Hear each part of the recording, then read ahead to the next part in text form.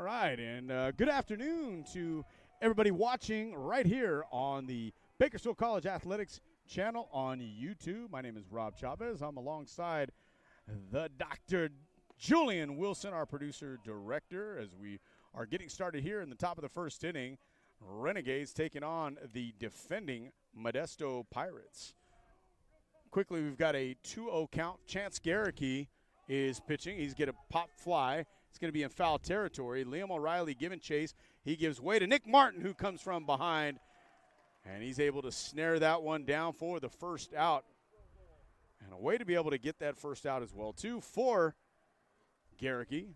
Garricky's been playing a lot of third base lately.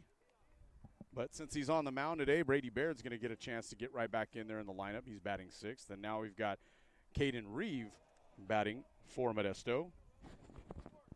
Now batting for the Pirates, second baseman number 10, Caden Reeve. Bunt popped straight up into the air, and Trice Spain-Howard's going to be able to snag that one. So in two plate appearances, Modesto has not been able to get it into fair territory, but they've got 2 outs, and it's pretty good pitching right there. One of the things that Bakersfield College teaches up here, teaches the pitching, is that when you see a bunt attempt, take the out. Right. Throw a strike, make sure you get the out, and that's exactly what Chance is doing here. Now batting for the Pirates, center fielder number 26, Troy Morrow. If you hear me take a little bit of a break, that's because we're double timing it up here. Double time, yes, double time. We've got Robert Chavez is the PA announcer, and on the call is Rob Chavez. Robert Chavez. Yeah, That's exactly. right. So we shorten it up. That works out. Yeah, exactly. Foul ball off into Haley Street. It's going to bring the count to 1-2. Troy Morrow, one of the boppers for the Pirates. They've come in today sporting a 6-game winning streak, 7-1 overall. They've got it going. Renegades 6-3 coming in today. They got a 3-game winning streak. Nothing to slouch at. So we got a 2-2 count with 2 outs. Reeve grounds it over to O'Reilly, who snags it, flips it over to Garricky, and he gets over to first base. And that'll do it for the top of the first. We're going to keep it right here, but I've got to announce what just happened here. No runs, no hits, no errors, nobody left. As we head to the bottom of the first, Modesto 0, Renegades coming up. All right, so you guys are going to get a double dose of this as well, too, so you'll be able to hear exactly what happened. Chance Garricky was able to come up with a perfect inning.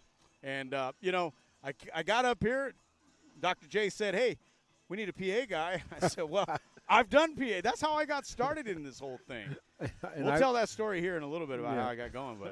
But hey, I said, you know what, that mic's got a long enough cord. Let's get that thing up here. And I played up here, and we always had a PA guy, and it made us feel special. Yes. And I didn't want to take that away from these guys. Right. And I tried not to tell you that, but I mean. Oh, yeah. Wow.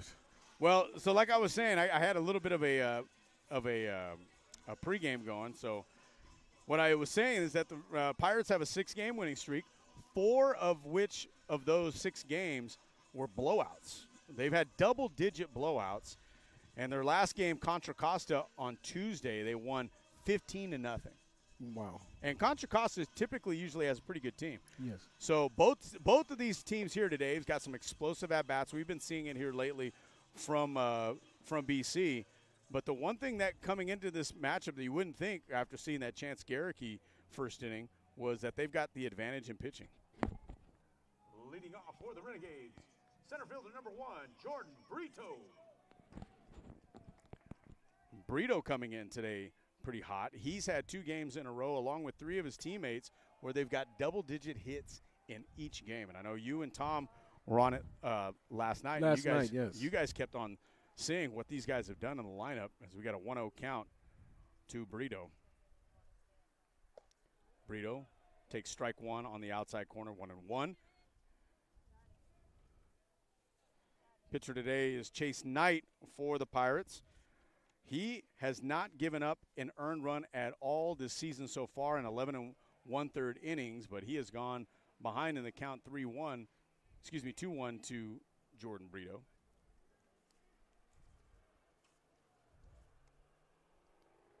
Knight out of Bellarmine Prep in San Jose. As he get a ground ball hit to J.R. Bedford, and Bedford is able to put that away for out number 1. Now batting for the Renegades, first baseman, number 36, Liam O'Reilly.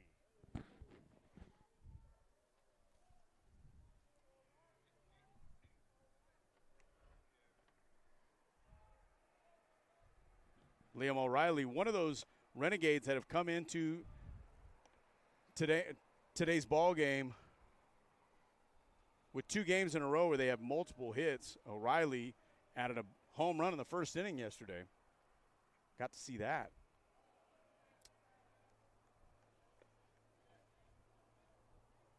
So he quickly goes up in the count 2-0. Chase Knight has been behind in both counts so far. Now he gets another one to roll over to the shortstop Bedford, who comes up and is able to come up with a throw, but that's going to be charged as an error to the first baseman, Huizar.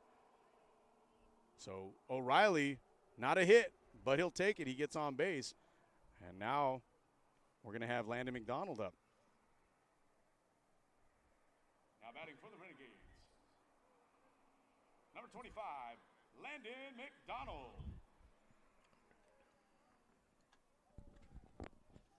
McDonald also with a hot bat.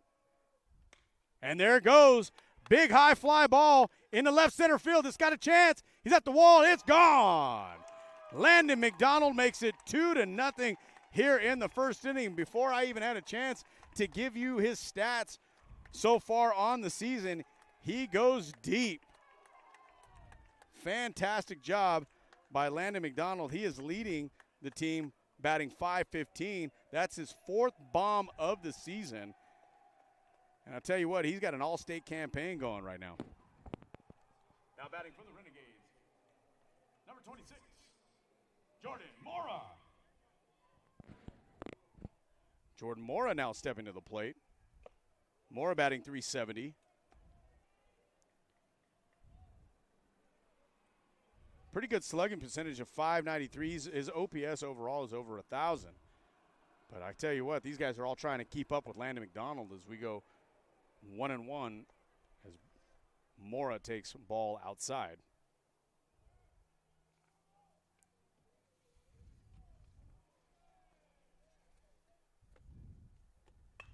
Right up the middle goes Jordan Mora, and I can tell you what, you know, they're the hot bats sometimes are able to take advantage. When they're hot, they don't care who's up there on the bump.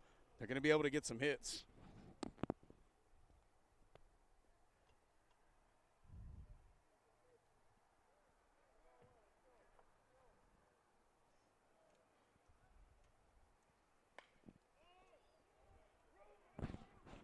Got a foul ball. It's going to find its way out of the territory. Now batting for the Renegades, left fielder Luke Camps. Luke Camps stepping to the plate. Camps hitting .250. He's got a couple of home runs, so he definitely has the long ball in his arsenal. Ball 1 on the outside corner and down.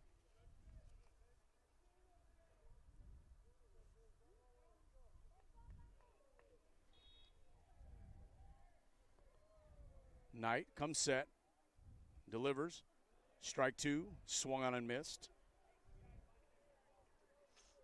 And again, when McDonald stepped up, one of the things that you see, Julian, is that when you get a guy that has been as hot as Knight has been up on the mound, so we get the 1-2 pitch, a swung on a miss for strike 3.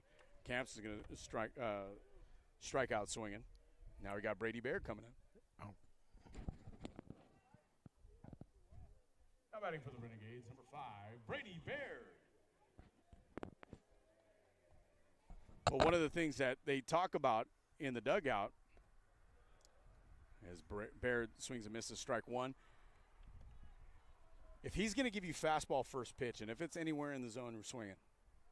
Because you got to take advantage of early mistakes from a guy like this who's thrown over an entire game worth of innings so far.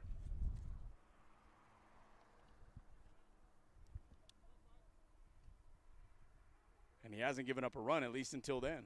So credit Landon McDonald, again, having an all-state type of a season early on in the year as Baird swings and misses at strike two.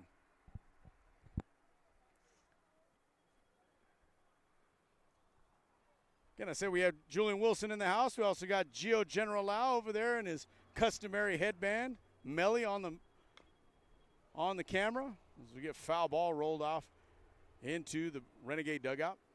We also have another special guest up here, my daughter Paulina.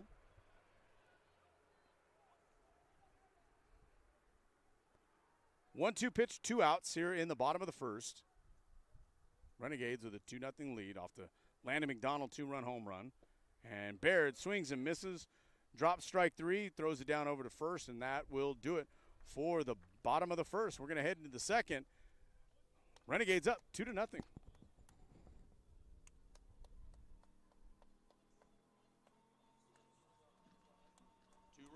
runs, 1 hit, 1 error, 1 left on. We head to the second inning. Renegades up 2-0.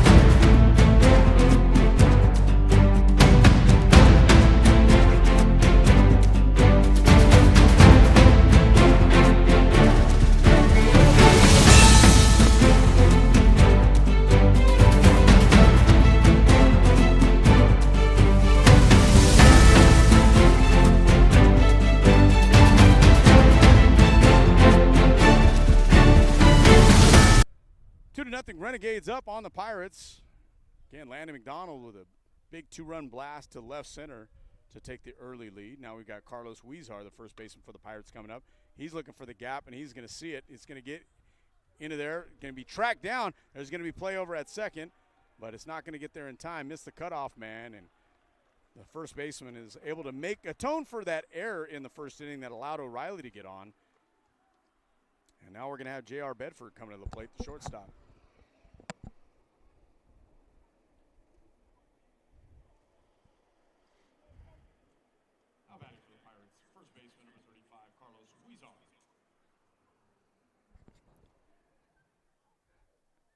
So, again, my mistake. We're doing a couple things at a time, and we had Jedediah Sting Traeger that hit that double. Now you get Huizar that's coming up. Huizar takes strike 1.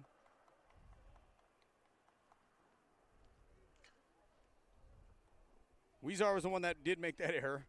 Don't want to harp on it, but it is what happened. It allowed O'Reilly to get on base, and now we've got foul ball. That one was sharp. Tell you what, that just missed the pole. Hit right on top of the clubhouse right over there. So now we've got an 0-2 count for Garricky. Garricky looks over, now delivers. Check swing, fouled off behind Spain Howard.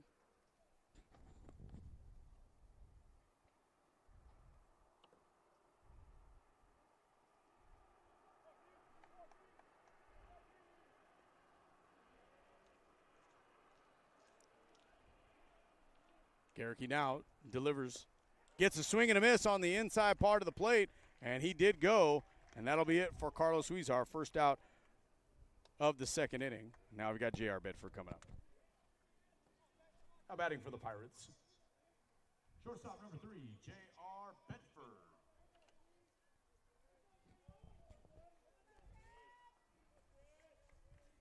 Bedford coming in today hot, only behind Landon LaPlante in terms of average, but LaPlante hasn't played nearly as many games as Bedford. Bedford has played in all 8 as he takes ball 1 down. Bedford hitting .452, leads the team in hits, runs, and triples, as well as assists, as you've seen him pretty nifty over there at shortstop. Garricky delivers on 1-0. Gets him to hit it right over to Nick Martin, who's going to throw him out over at first. Advances Stang Traeger to third base. Now we've got Caleb Hendricks coming to the plate. Now batting for the Pirates, catcher number 25, Caleb Hendricks.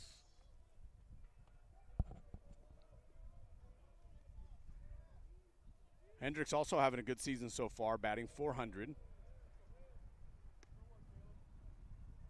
Hasn't started all these games here. He's started 4 of the 8 so far. Got into a couple of other games. Slugging at .667, though. Hits it right over to Blanco. It's going to get by the diving attempt. That's going to score 1 run. So a hit for Caleb Hendricks. Cuts the lead in half, 2-1. Now batting for the Pirates, right fielder number 9, Landon LaPlante. LaPlante, again, one of those platooned outfielders playing right field today. Has a really good average, though, .769.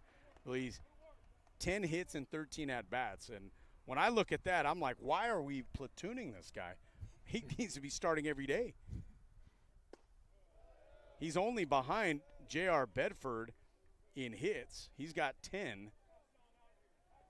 Bedford has 14, but Bedford's hit 3 times as many times. So we got 2-0 pitch, and LaPlante takes strike 1. 2-1 count with 2 outs.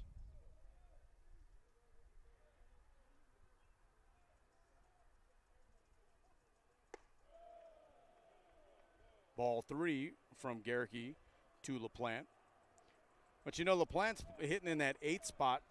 It's usually in that area you don't get a real dangerous hitter. 3-1 count, ball high, and he's going to get a walk. Now we're going to have Marcus Perez step into the dish. Now batting for the Pirates, left fielder number 5, Marcus Perez.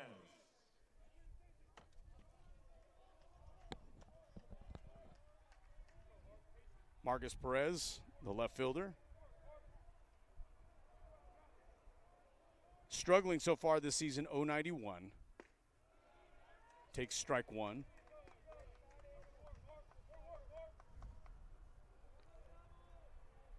When you have a guy scuffling like this, he must be in the lineup for something. He's got a lot of cheerleaders over in the dugout. Garricky takes a look over to second, delivers. Strike number 2. Now, definitely one thing you want Garricky to do is pitch to somewhere out of the zone. You get a guy like this who's pretty desperate. He's crowding the zone to try to be able to take that inside part of the plate away. Garricky sets, looks over to second, glances a second time, and now he delivers. And you get one shot into left field. This is going to be a play and a diving catch out there from Luke Camps. Fantastic sliding catch on his knees to be able to end the inning and an additional threat. And the Renegades are going to be coming up in the bottom of the second, still with a 2-1 lead.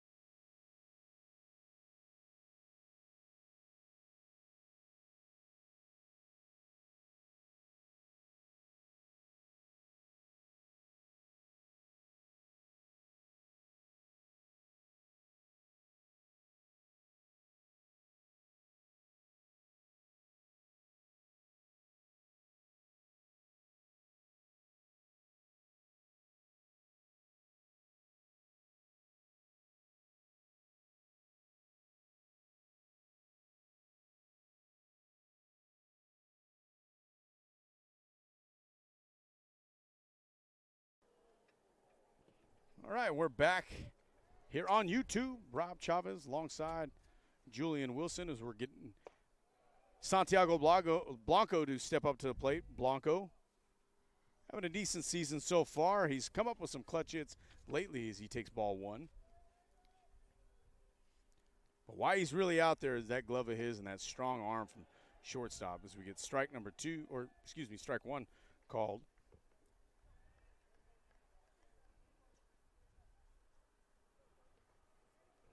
Blanco, one of those players, had a Highland high. He's going to ground it out over to Bedford. Gets it over there in a hurry. And we got out number one.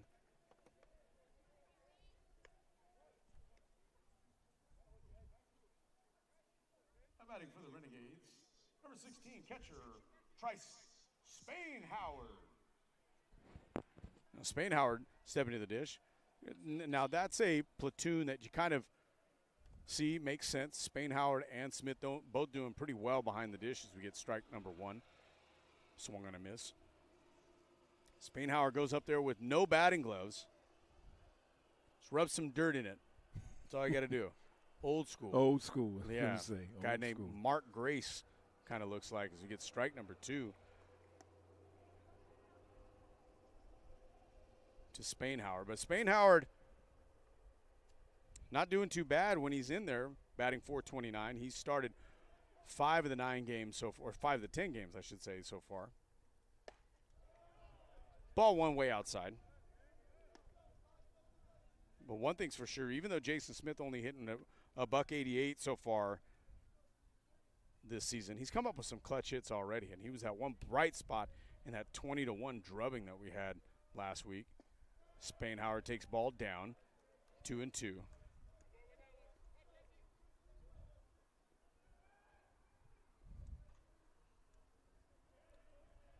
So now I get an even count from Chase Knight. He delivers, swung on a missed, in the dirt, gets lost for a little bit. They're able to throw out Spain-Howard for out number two. I'm batting for the Renegades, second baseman, number 2, Nick Martin.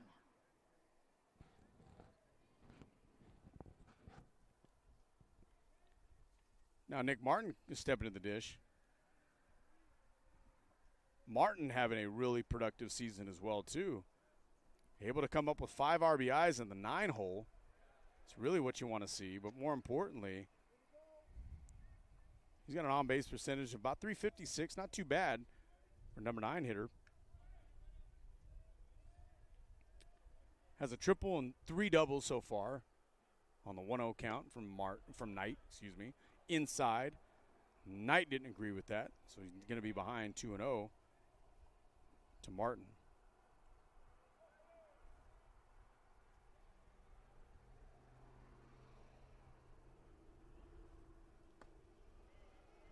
Delivery to Martin is taken outside for ball 3, and this is exactly what you want. Be able to turn this lineup over back to Jordan Brito, see if you can get something going against Knight. Knight not as sharp as he appears to have been on the stat sheet coming in today, and he delivers 3-0 right down the middle of the plate for strike number 1.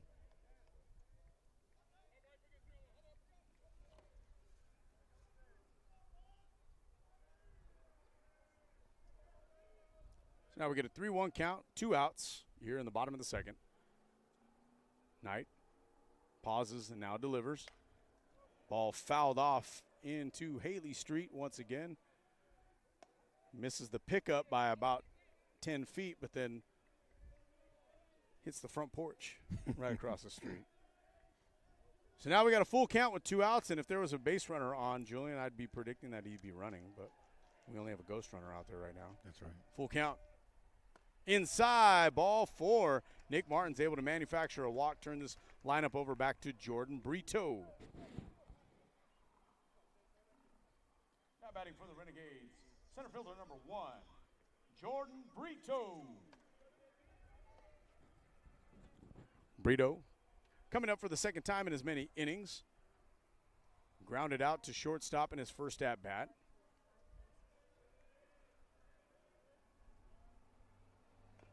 Brito, check swing, just got to get a little piece of the ball, and it's fouled. some new baseballs being delivered out there. We call those around here pearls, Julian. That's what they are. Pearls. Well, it costs about as much as pearls right now. You know how much a dozen of those cost? We should let people know. Yeah, if you'd like to know, sure. Just about $120, about $10 per baseball nowadays. So you can imagine going through basically about anywhere between a dozen and a half baseballs a game. Right.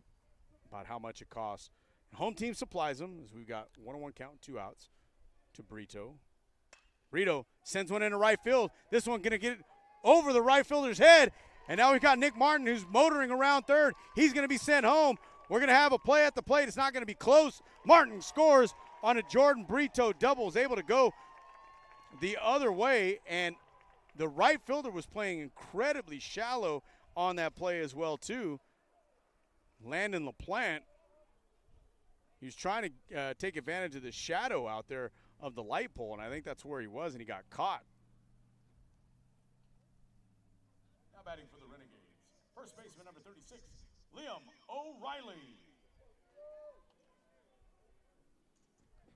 Made sure I got all of Liam's name in there. I had to hold the cord. Like I was telling you, this microphone that we've got here, it's a classic. We'll say that. So we got to hold the cord to be able to make sure. He was just known as Liam last time when he came up. It's kind of like a rec ball or club ball. You were known just by your first name. Yeah. That's not bad, though. No, it's not bad. 1-0 count. This ball sent into center field. This has a chance. Center field's at the wall, but he's going to make the catch on the warning track. Used to tell guys that when you see something like that, a wall scraper, you got to start doing some push-ups. That's right. Renegades get a run on a hit, leave one on, and we head to the bottom of the top of the third. Renegades up 3-1.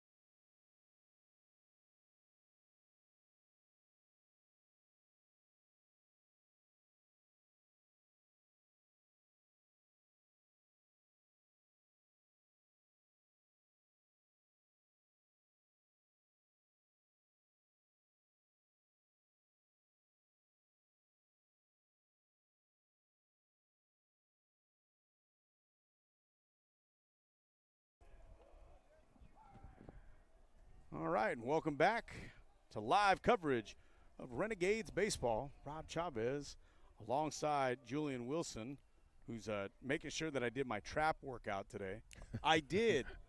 Oh, gosh. I did. And I'm trying to grow up and be just like Julian Wilson. The ball outside 2-0. Garrick so far looks pretty sharp. He did give up that double. Also had a single that he gave up, but scattered and left some base runners out there as we get a 2-0 count. Bunt shown, pulled back on ball 3.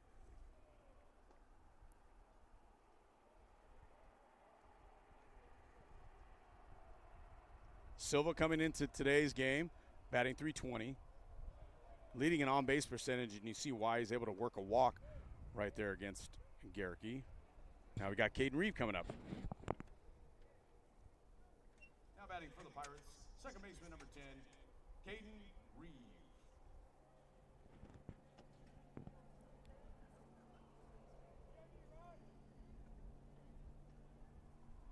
Reeve stepping up for the second time today. Shows bunt, snapback throw to first base, not in time.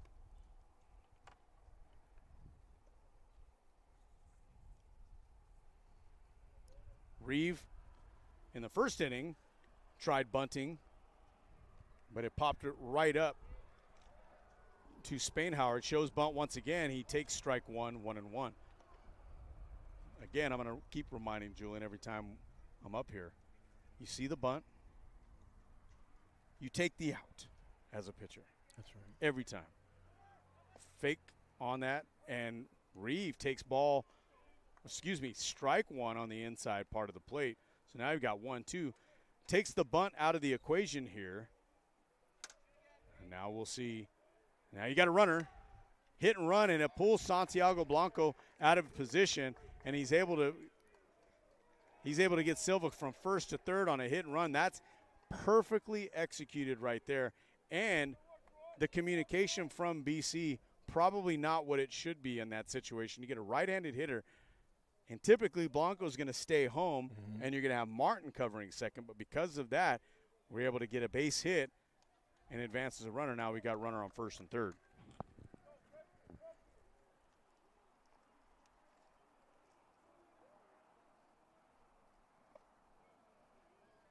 Now batting for the Pirates,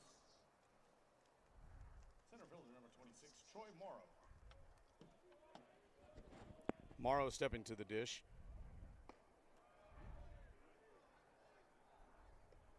Morrow grounded out in the first inning to Liam O'Reilly, who flipped it over to Garricky.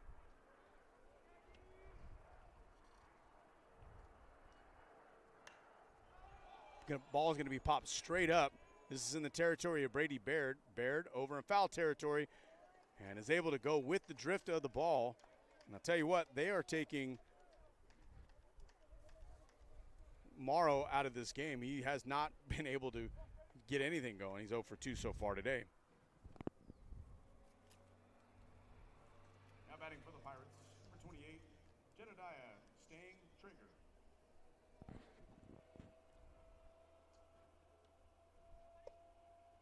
Stang Traeger coming to the plate. Had a double in the second inning. Later scored on the single by Caleb Hendricks. Reeve at second now. He pops it into right field. McDonald there. McDonald with a big arm. And the play at the plate is just going to be about half a second a little bit too late. And again, that's what you can expect out of Landon McDonald. Big arm and a big bat. It's a good throw. Now batting for the Pirates, first baseman number 35, Carlos Huizar. So RBI for Stang Traeger.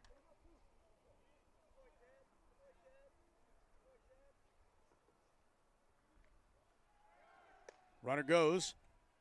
Throw is going to be wide from Spainhauer because he had to go and get that ball way outside. Garricky missed the mark by about a foot. So good job by Reeve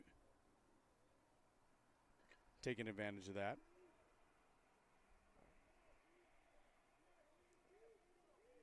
Huizar struck out in the second inning. Garricky delivers. Going to be ball two outside, kind of in the same spot, but definitely not as wide.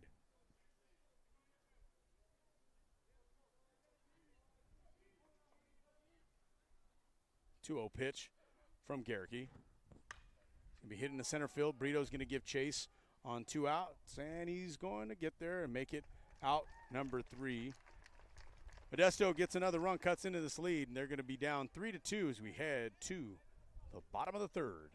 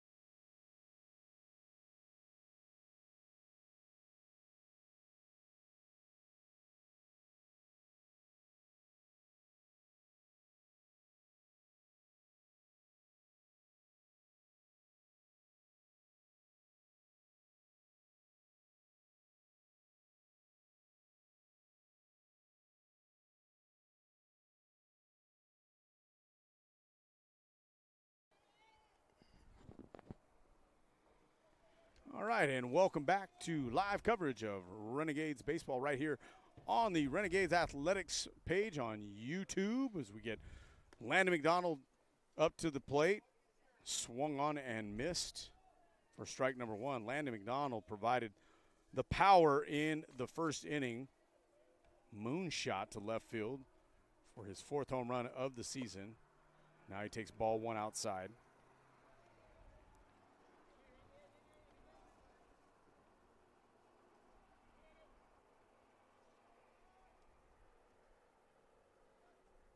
One. McDonald takes ball inside, nearly got him. Tell you what, Chase Knight also up there, real competitive. Have you seen, he got that ball back from the catcher. He looked right over at McDonald's. It's like, okay, hey, stop hanging out there. I'm ready to throw. That's right. 2-1 pitch from Knight. It's going to be smacked into left field. Hard hit ball. This has a chance for two. McDonald is not stopping. He's running right through it, and he's going to have himself a double. Just a triple and a single away from the cycle.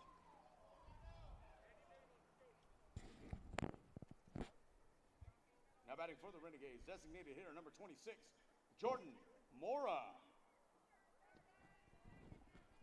Mora stepping to the plate, 1 for 1 today. Hit the first pitch he's seen right after the McDonald home run, right over Knight's head into center field. So McDonald continues to absolutely terrorize pitchers so far this season. Ball fouled off, 0-1. McDonald just came in hitting .515. He was 17 for 33. He is now 19 for 35. Just amazing. So now we've got a balk on Knight. He started fluttering a little bit, and credit to Landon McDonald for making him a little bit nervous, and that's what drew the balk.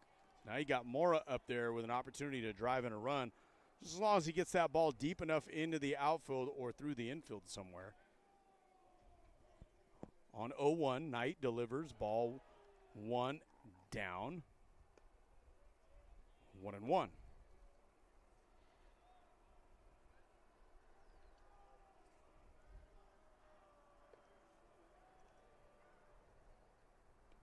Mora rolls over. Play's going to be, no, it's going to be at first. Landon McDonald took off immediately on contact. And because Ryan Silva didn't think he had a good handle on the ball, did not go to home, he went to first instead.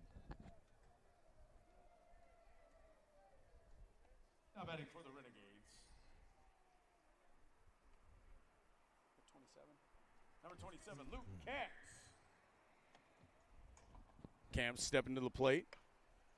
He's going to get one over to Bedford. Bedford covers great ground, and his nonchalant throw goes past Weezar. Backing up the play was the catcher. He throws it down, and he hits Camps in the back of the, basically in his solar plexus back there. Or I should say the other side of the solar plexus, shoulder blades. See, I was thinking about traps too much. Right. You know, you got me thinking about that. Sorry. So that's going to be an error on Bedford.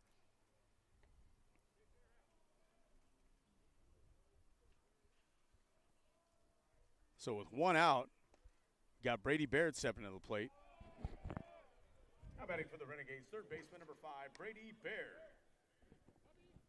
Hey, Melly, can you tell Aldo that there's one out? Just, yeah. Yeah. I know we say, it says that there's no outs on the scoreboard, but we know that there's one. Brady Baird swings and misses on the second offering he sees. Evens count at 1. Camp standing at second. Bedford right behind him. Now he vacates in the pitch. Baird fouls it off. This time it's going to go make its way down Shattuck Avenue. Got a cousin that lives right down there, 1313. Yeah. How do you like that address? Kind of reminds you, remember the Munsters? And they lived on 1313. Is it Mockingbird, I believe? You and your old movies. That's a show, actually. Yeah, well, see, I don't know. As we get ball 2, so it evens the count at 2 apiece. How about that biplane that's up there? Look at that thing. Wow. Talk about old. We do have the view. Yes, we do. We got ball 3 outside, so Baird has worked the count full.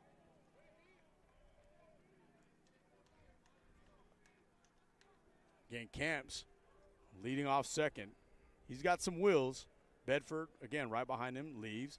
And the pitch from Knight is going to be fouled off, hit on the end of the bat. He took a lot off of that pitch right there. Squirts it foul. And now we've got 1 out on the scoreboard. Yeah. You know, and not to take away from our baseball game or fantastic, you don't see that every day. The biped plane, you just don't see it. No, you don't. And again, I know you deal a lot with the guys down there in Tuskegee, so you've seen a lot of classic planes in your time. Full count pitch, outside, ball 4. Brady Baird is going to earn himself a walk, and that's got to feel good to Brady. He started off this season, had a really good first couple of games, and he's cooled off since then. Now batting for the Renegade shortstop, number 15, Santiago Blanco. So now before we get Santiago Blanco to step up to the plate, we're going to have a conference at the mound. First conference so far for the Pirates. And how about that? Gio is the man with the plan.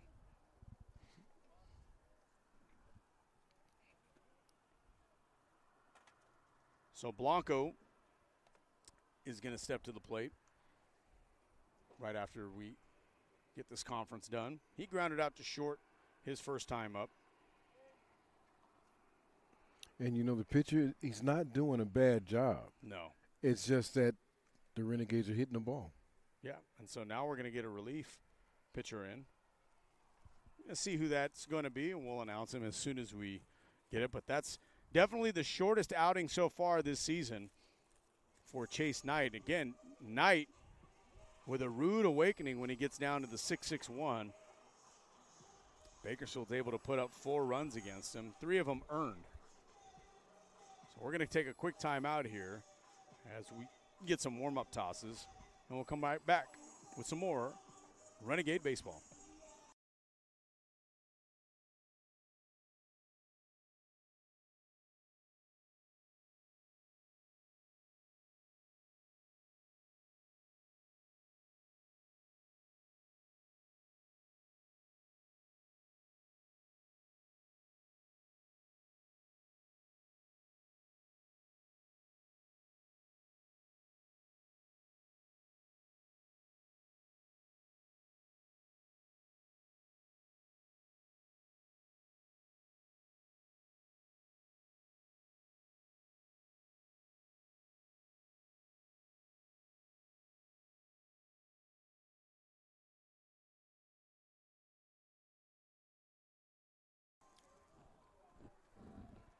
All right, we are back.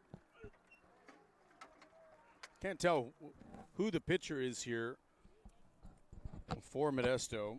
We can't see the number. Can't see the number, so right. That means I'm going to have to pull out the binoculars. Don't have to usually use these unless we're on the Dameron deck.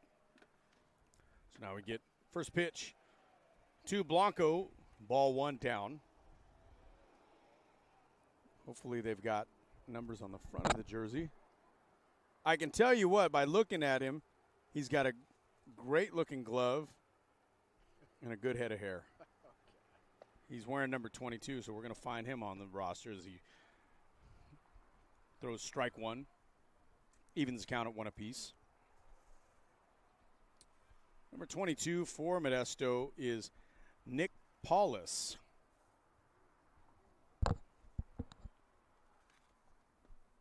One pitch down, taken for ball 2 for Blanco. Blanco doing a really good job of working counts lately. Paulus out of Enoch's High School in Modesto. Paulus comes set, looks over at Camps. 2-1 pitch taken outside for ball 3.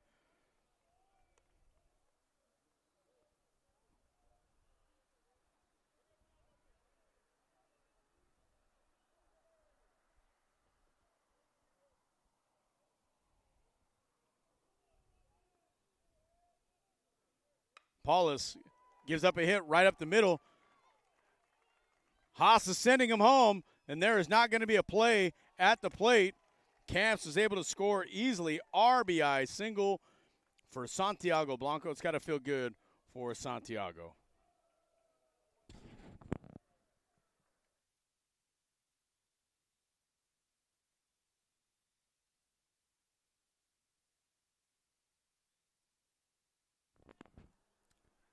Spainhauer coming to the plate as the Renegades take a 5-2 lead after the RBI single up the middle by by Blanco, I should say. Paulus.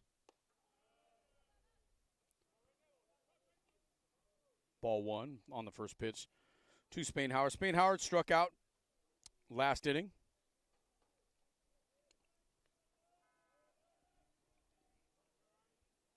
So you got Baird leading off second. Paulus's pitch is down. 2-0 to Spainhauer. It's kind of what you want to see it, and seeing the fact that they're taking pitches, guys towards the bottom of the lineup here. I think the instructions from Coach Townsend is let's see some pitches. Take something until he actually gives you something. Now, if he throws something that you really, really like, that's when we're going at it after it. Paulus delivers. And I'll tell you what, that was kind of a funky delivery right there. It looked a little different. He tried to do something different, try to change the outcome a little bit. Nonetheless, it's 3-0. And he's a pitch away from walking the bases loaded for Nick Martin. But he gets it in there for a strike on the outside part of the plate. 3-1.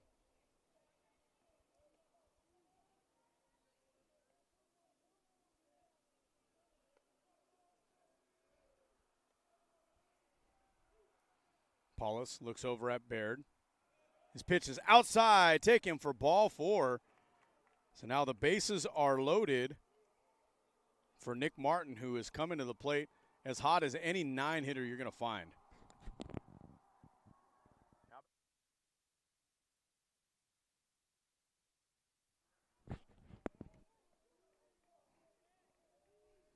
Nick comes to the plate after drawing a walk in the second inning, scored a run. Paulus delivers, ball up, 1-0.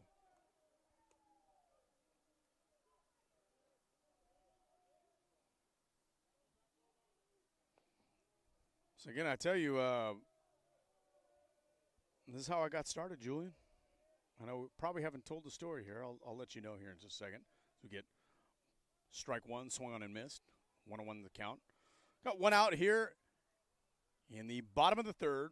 Renegades up 5-2. They've scored 2 runs so far in this inning. All manufactured. Martin rolls over. It's going to be foul. Brings the count to 1-2. So over the course of the kind of early 2000s, and I got back into coaching baseball after I played baseball here, was into in my degree program out of Cal State. But when I did that, I got to become friends with the football coaches as well at East High. I started taking stats for them, just to be able to watch the game. Mm-hmm. So you get 1-2 pitch.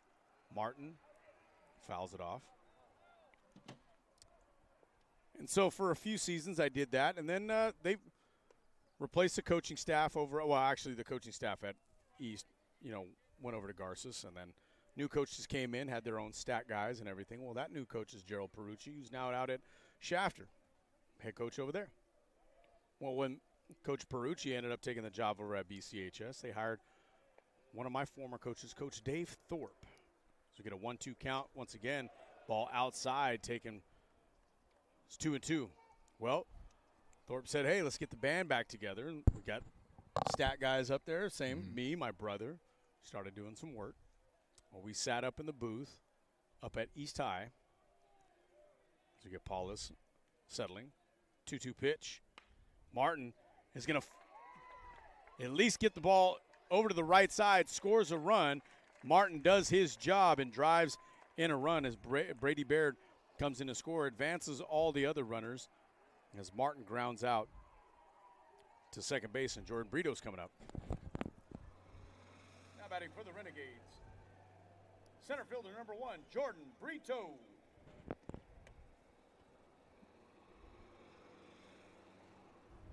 Brito coming up, 1 for 2, had a double in his last at bat. Takes ball inside, ball 1. So again, getting back to how I got up there, well, they had a number of different PA announcers over at East High, and I'm up there. Well, one of these years, they had one of the deans over at East High as the PA guy. As Brito fouls off strike 1, 1-1.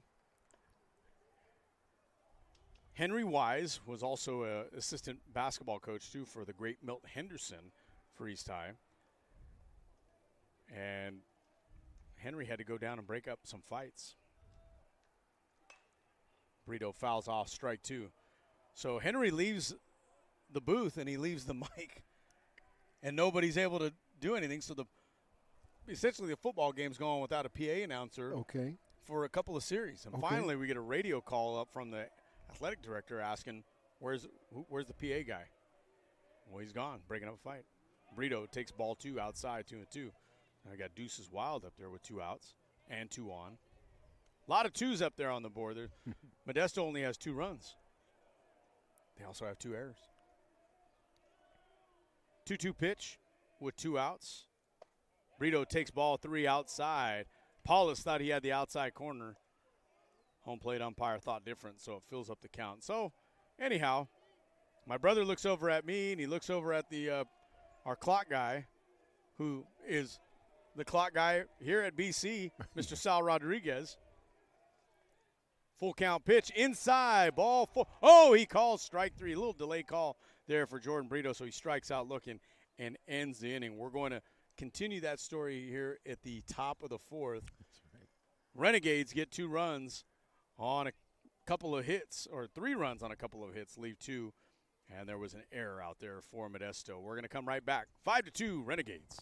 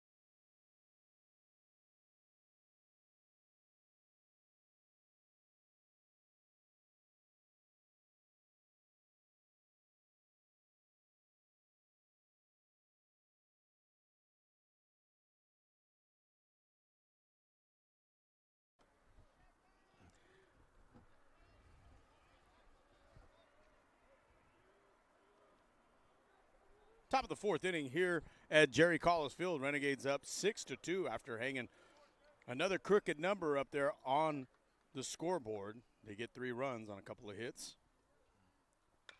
He's got J.R. Bedford up there. Brady Baird's going to have to hurry. He does. Gets it over to Liam O'Reilly, and he did not get the tag down before Bedford was able to step on first base. And we're going to see if that's going to be charged as an error or as a hit. Typically, you're probably going to see an out on that if you get a good throw. I wouldn't be surprised that's going to be an error on Brady Baird. Now batting for the Pirates, catcher number 25, Caleb Hendricks. So they are going to credit that as an error on Brady Baird. So not a hit for Bedford. We get strike one on the outside corner from Garricky. Garricky doing a good job so far, limiting his pitch count through 3 innings.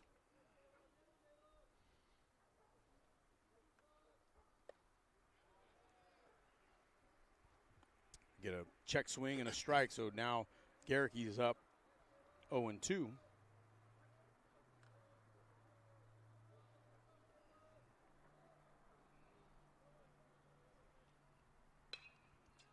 Ball hit in the 5.5 hole over there just past Blanco. Now we've got 2 runners on with nobody out. And LaPlante is going to be coming to the plate. Now batting for the Pirates, number 9 right fielder, Landon LaPlante. LaPlante walked in his first plate appearance. Again, coming in red hot. Has 10 hits and limited duty so far this year. Platooning out there in right field as Garricky pitch is on the outside corner, strike number 1. So again, getting back to that story, what I was telling you about. My brother looked at me after he looked at Sal. He goes, you know what exactly he told me? He said, you know you want to do it. And I said, okay, I guess I'll do it. So I jumped on there and ended up finishing the rest of the season as the Frost-Soft play-by-play guy. Henry Wise moved on. And then as we get a bunt attempt, strike 2 on the outside corner, so it's 1-2 now to LaPlante. And then East High hired James Dominguez, who is now the athletic director up there, and he was the basketball coach as well. And, you know, he liked announcing over there for South High where he was. As Garricky gets a swing and a miss. Strike 3 on Landon LaPlante. 1 out. Now we get Marcus Perez coming up. Now batting for the Pirates, left fielder number 5, Marcus Perez.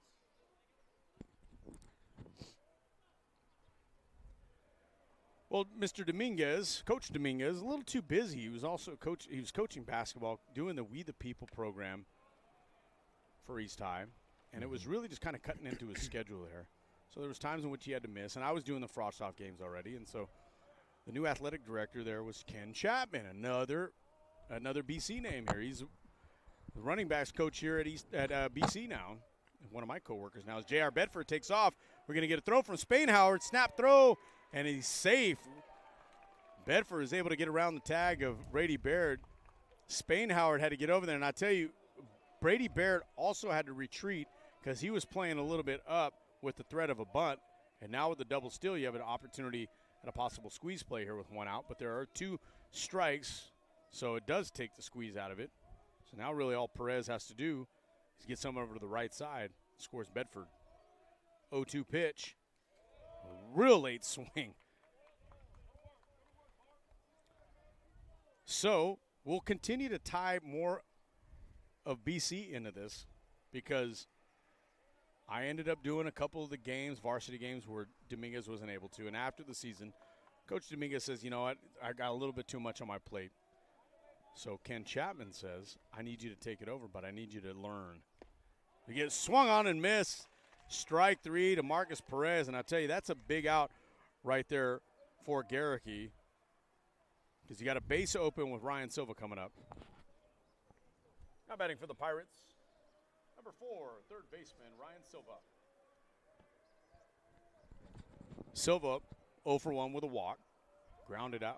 Flew out into foul territory in the first at-bat of the game. Nick Martin gave chase and was able to call off Liam O'Reilly as he takes ball 1. So I got trained, and Ken Chapman reached out. He's going to foul ball. And it's going to find its way into the parking lot. None other than Hall of Famer Carl Bryan, who was the voice of BC Athletics for so many years. Fantastic play-by-play man. He's no longer with us. God rest you, Carl, wherever you are, watching down on us.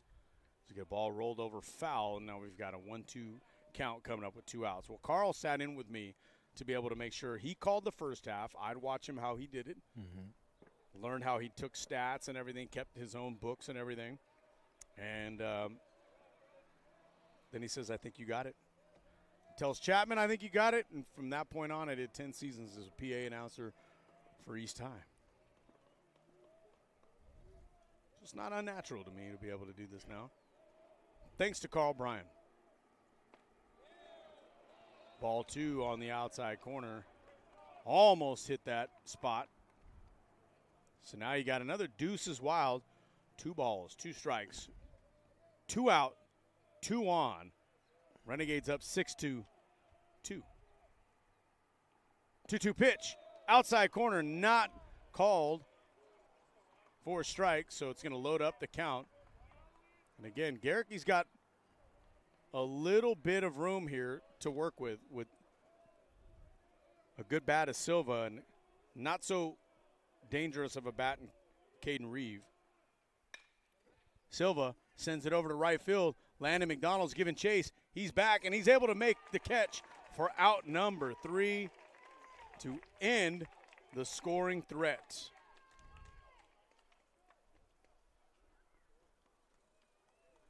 Modesto, no runs, 1 hit, 1 error, 2 left. We're going to head to the bottom of the 4th, 6-2 to Renegades.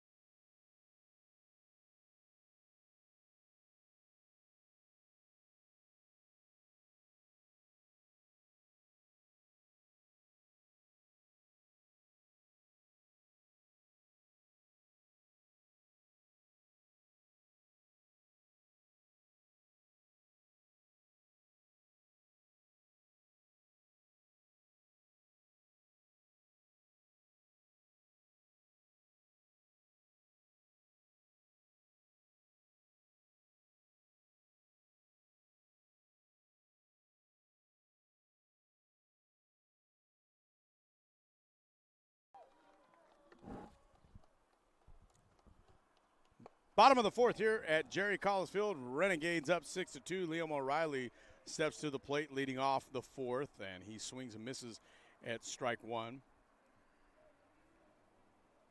Pitcher on the mound again for Modesto is Nick Paulus.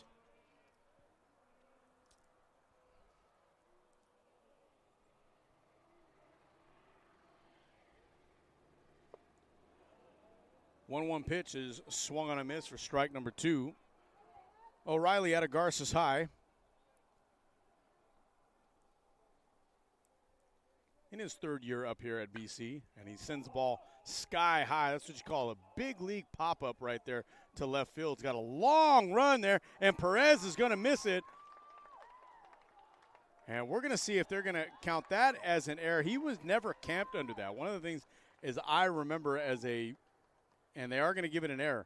One of the things they're going to want to see is that if you set your feet up at all before you made the attempt, that's going to be an error.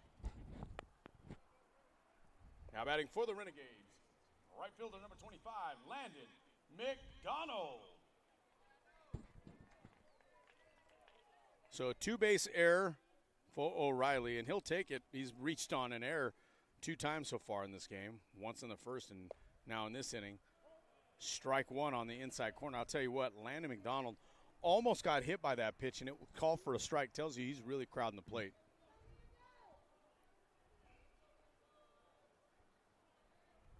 0-1 pitch from Paulus. Ball taken upstairs for ball one. So I hope you enjoy a little story time here. On top of what we'll call the Peyton patio in honor of Coach Tim Peyton, former coach of mine, Hall of Famer here at Bakersfield College. 28 seasons. Wow. 26 seasons. Maybe. I know it was an even number. Either way, it was longer than a quarter century here as the skipper of the Renegades. We got an 0-2 pitch after the foul ball. Paulus gets set and delivers. That is right on the inside part of the plate. I'm really surprised that Landon was able to get to that ball. It's impressive.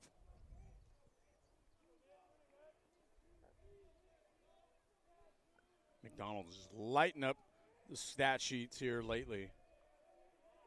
Paulus takes a look, now delivers it, gets it right back over to Paulus. Paulus gets Liam O'Reilly in a rundown, and they're going to tag him out. O'Reilly was kind of just in no man's land. He took off kind of on contact, thinking that might get by Paulus, but mistake right there for Liam O'Reilly. He got one out with one runner on first. Now batting for the Renegades, designated hitter number 26, Jordan Mora.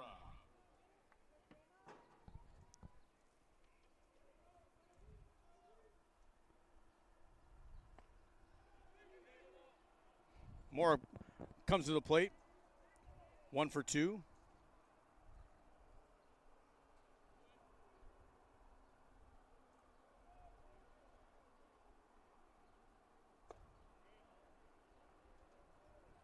He had a single in the first right after the Landon McDonald home run. He falls behind 1 and 2 with 1 out. McDonald leading off at first. The pitch, hit and run, stays out of the double play. Bedford makes a nice play ranging to his right, throwing across his body. And now you've got 2 outs with a runner on second, with Luke Camps coming to the plate.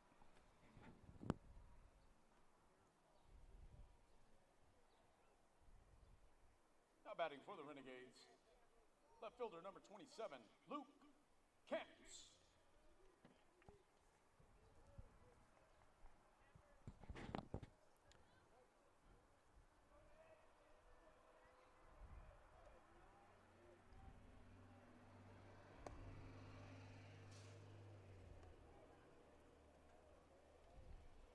Camps takes ball 1, up and out.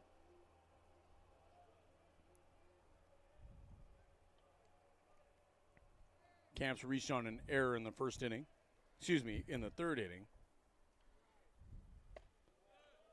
Strike 1. Evens count at 1 apiece.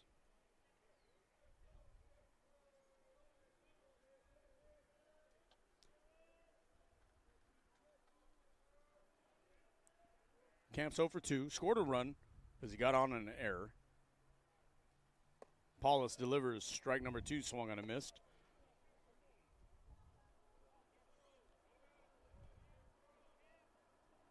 It's kind of what changed that inning back in the third. McDonald was able to get on. Mora grounded out, advanced him over. Now we've got strike 3 called and a backwards K for Luke Camps. Ends the inning for the Renegades. They don't get any hits for the first time today, but they're going to go into the 5th inning, still leading 6-2.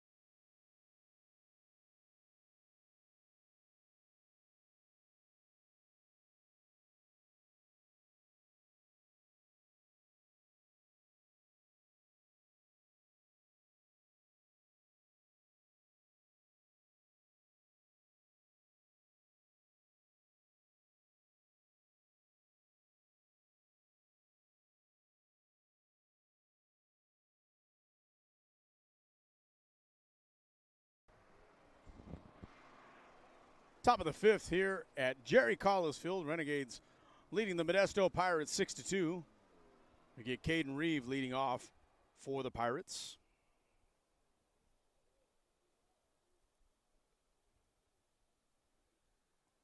Reeve, 1 for 2 with a stolen base. Got a base hit in the third inning. A 1-0 pitch from Garricky. Taken down, ball 2. So, yeah, again, I was kind of tied to Carl Bryant quite a bit because when Carl finally stepped down, wanted to take a little bit of time off and enjoy retirement as we get strike one.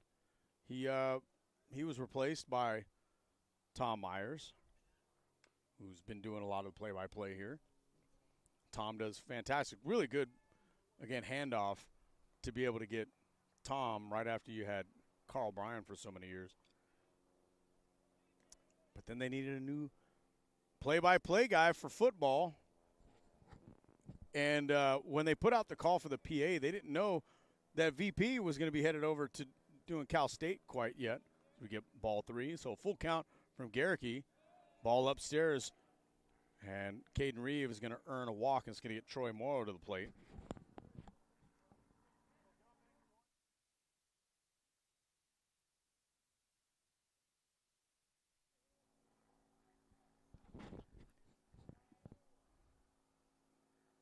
So when they asked me if I'd want to do PA, and I said, well, I'll put my name in the hat and we'll see what they think. They said, well, we've got Tom, but we need a play-by-play guy because we were just told that Vance was going to be stepping out doing some other things, Cal State. Now we see him doing the Current High Network, number one guy over there. And so I said, why not? I'll give it a shot. And 4 years in the books with you, my man Kenny Calvin. It's been fun.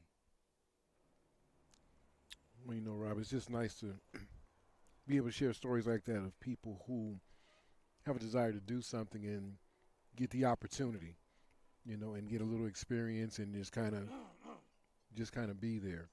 And when that opportunity comes up, you step right into it, you're ready for it. Right. It kind of just made sense as well, too. I had just gotten done coaching baseball at East High. This doesn't take up a whole lot of time. Mm-hmm. Get a chance to watch Renegades athletics just like I did 25, 30, 35 years ago. So Garricky with a runner on first, and that's Reeve. Delivers a 1-0 pitch to Morrow. Morrow right over to Martin. This is going to be a 4-6-3 double play. That is a pitcher's best friend right there when you've got some good soft hands like Nick Martin out there and a fantastic arm by Blanco. Sets you up right there for a double play. So good job for Chance Garricky. Now you're going to have Jedediah Stang Traeger.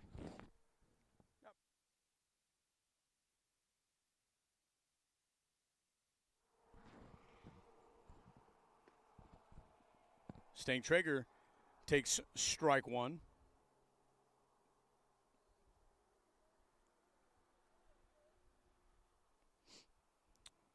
One for one so far today. Had a double in the second inning and a sac fly to score a run. Got an RBI.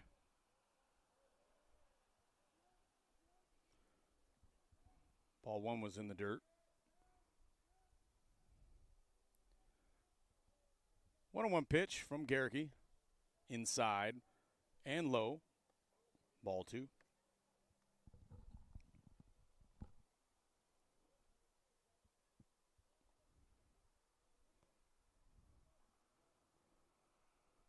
Two-one count with 2 outs. Garricky delivers strike 2. And I'll tell you, a lot of deuces wild so far tonight, Julian. Again, look at all those 2s up there. Garricky, 2-2 pitch, swung on and fouled off behind Spain Howard. So we're going to do it once again. Not too sure if you've had a chance to watch any Olympics. We've had about 7 days of action so far. out in Milan, Cortina, Italy. 2-2 pitch. Swung on and missed. Strike three. That ends the inning for the Renegades. And Chance Garricky neutralized the threat there after the leadoff walk. Got a 4-6-3 double play and a strikeout to end the inning. No runs, no hits, nobody left. We head to the bottom of the fifth. Renegades up 6-2.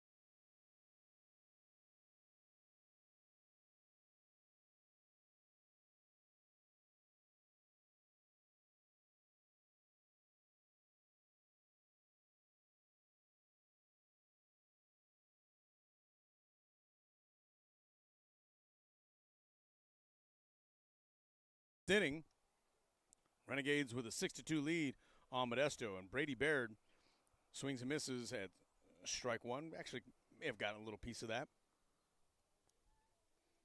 Tell you what, there's one thing you can probably bet on is that Brady Baird's going to swing at first pitch no matter where it's at.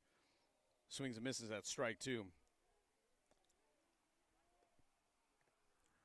Again, the Bairds and the Chavez family kind of go back a little bit as well, too. Brady played with my nephew, Luke, ever since they were about 8 years old until they were 13, 14 years old going into high school. They played for a club team that was coached by Brady's dad, Clint, who's down there, is recording him on his phone. 1-2 pitch to Baird. Swung on a miss. In the dirt, tag, strike three. That's one out, and it's going to bring Santiago Blanco to the dish.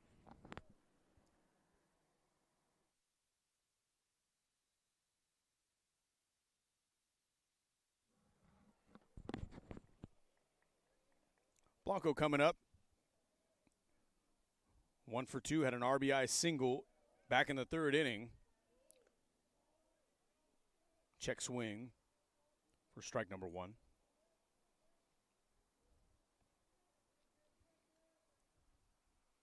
Paulus delivers strike two. Nice slider right there. Had a lot of action to that. Typically you get about 4-5 inches of break on a sweep or slider like that, but he had a lot, and he throws another one down and in, buries it. Good morning, good afternoon, good night. Strike three, and with 2 outs, you got Spainhauer coming to the plate.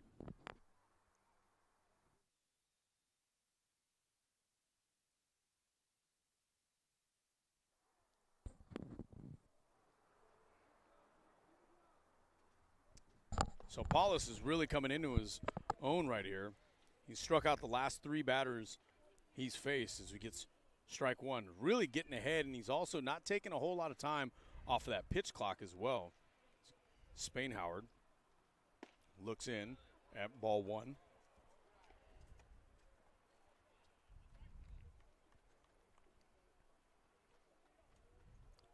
Spainhauer 0 for 1, got a walk in the third inning. 1-1 count. Ball down and in. 4-2. Spainhauer, another one of those roughnecks that played with my nephew Luke.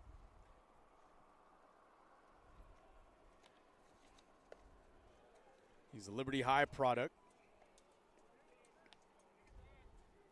Takes ball 3.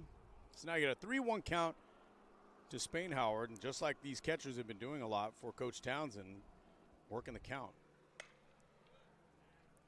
Strike two fouled off. So we're going to get a full count with 2 outs.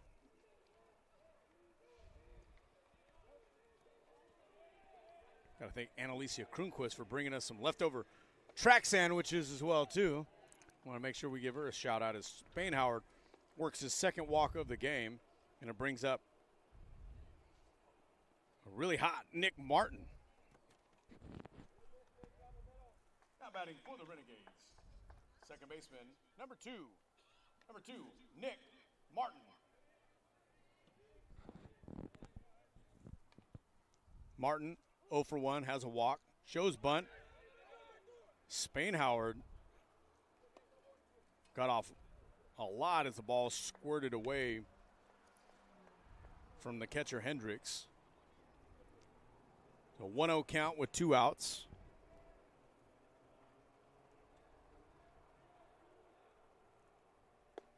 Ball up, 1-1. Renegades got all 6 of their runs in the first 3 frames. Haven't scored in the last inning and 2/3. 2-1 pitch to Martin. Strike 2, swung on and missed. Excuse me, strike 1. Could have sworn there was a strikeout there, but yeah. Sorry, we're supposed to pay attention. 2-1 count, ball 3 up and out. And Paulus is 1 pitch away for potentially putting a runner in a scoring position for Jordan Brito. Martin takes ball 4 outside, and that was not really a competitive pitch right there. About 6 to 8 inches off the plate. So with 2 outs, you got Jordan Brito coming up. Now batting for the Renegades, center fielder number 1, Jordan Brito. Brito, 1 for 3, has a double. Struck out in his last at-bat, and he takes ball 1 outside.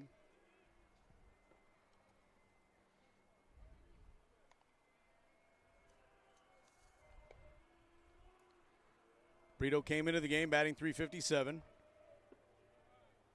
Paulus delivers a sweeper on the inside part of the plate for strike 1, 1-1. Got some action in the Modesto bullpen. Also some guys getting a little loose over there in the BC bullpen as well, even though Chance Garricky doing a fantastic job up there on the plate.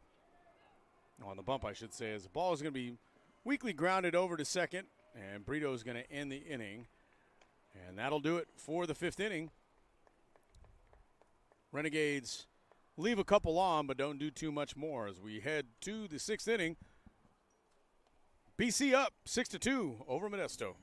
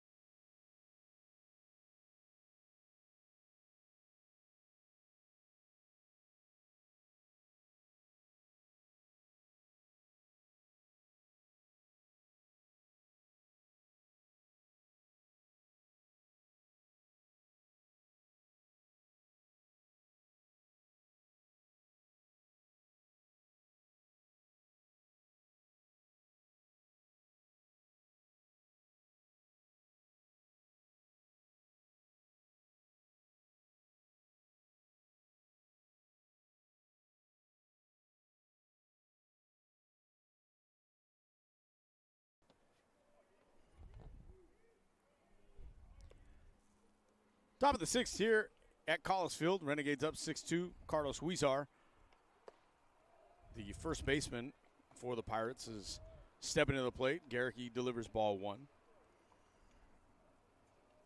Finally got caught up on my score sheet here. No, it's a little different than what Tom's got going on. He's got, you know, he's got a nice setup. I can tell you that. Ball 2. I'm old school, man. Old school baseball guy here. Just old. Wow. Yeah. Hey. Let's go. Low blow. 3-0 count. Strike 1 taken on the inside part of the plate. Garricky doing a fantastic job so far today. And we get ball 4 taken by Huizar.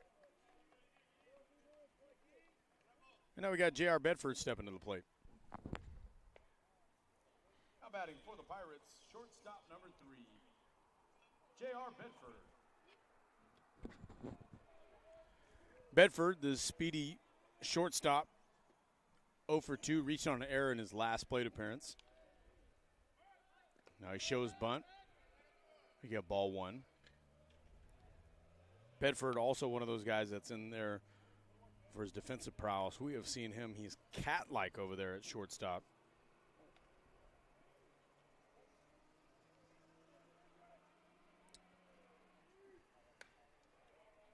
Fouls it off into the screen. Evens count at 1 apiece.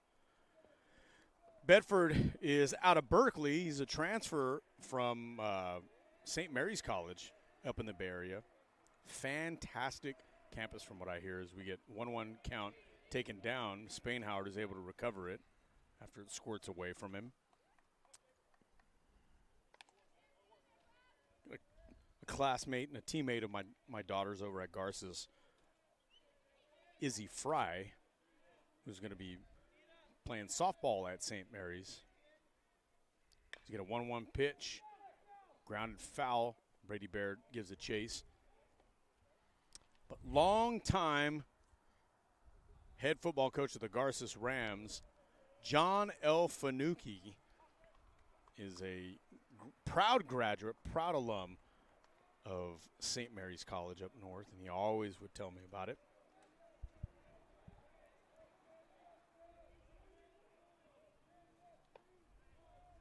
So now we got a 2-2 count. Runner on first, nobody out. Bedford barely stays alive. St. Mary's also with a very competitive men's basketball program up there as well, too. They seem to always sneak their way into the tournament. So in about a month and a half, we may see St. Mary's in the big dance. Yeah, they have a really good program. And Bedford is able to send one right by Baird. Good 2-strike approach right there. Widened out just a bit and was able to get a fastball on the inside part of the plate. So we get 2 runners on with nobody out. Now stepping to the plate, Caleb Hendricks. Now batting for the Pirates, catcher number 25, Caleb Hendricks.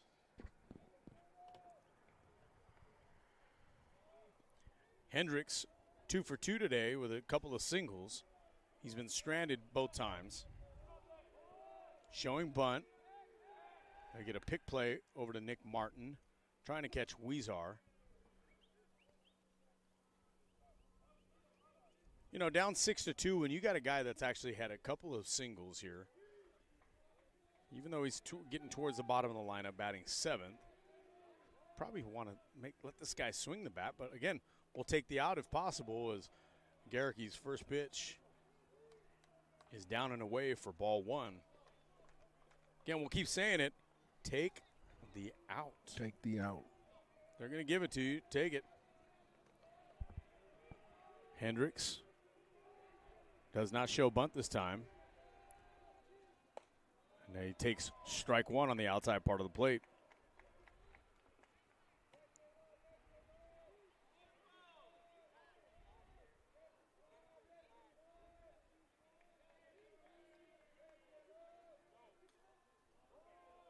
So now Hendricks once again showing bunt.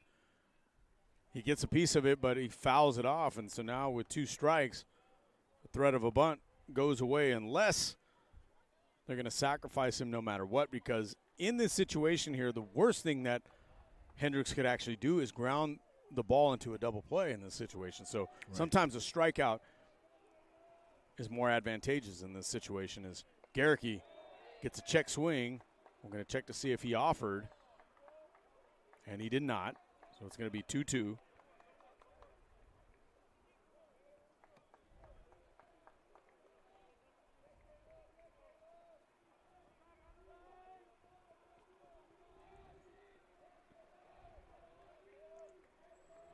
Two-two count with nobody out. Garricky delivers ball 3.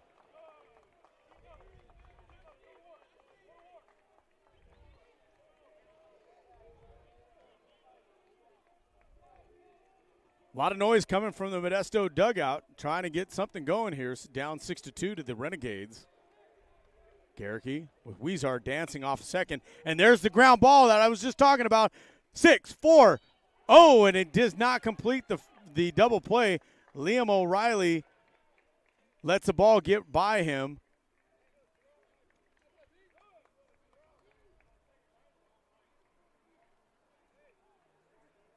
We're checking to see right here. There was a hard slide over there.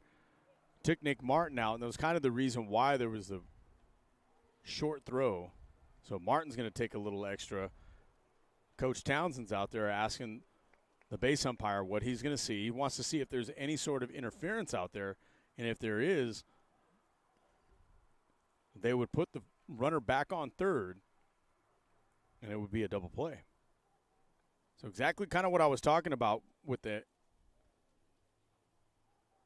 fake bunts, and the fact that sometimes you just want to take the out. Right. So right now the run has scored. Umpires are conferencing here to see if there was any interference. If they call interference, I'm going to tell you right now, the Pirates coach is going to come out of the dugout, and he's going to be pretty hot. Yeah, we're going to get to see him, really. We're going to really see him. We'll find out right now. So it's a safe call, and that's going to score a run on the error. So no RBI, no hit. Hendricks gets on. Bedford is going to be the out on 6-4. And really, I thought Blanco was going to take that on his own, but he didn't. He flipped it over to Martin, and Martin got taken out. So the error is going to be on Martin on the throwing error. They haven't put it up yet. So you get strike 1, 0-1.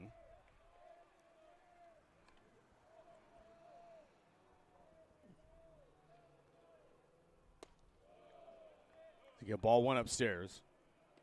Evens count at 1 apiece.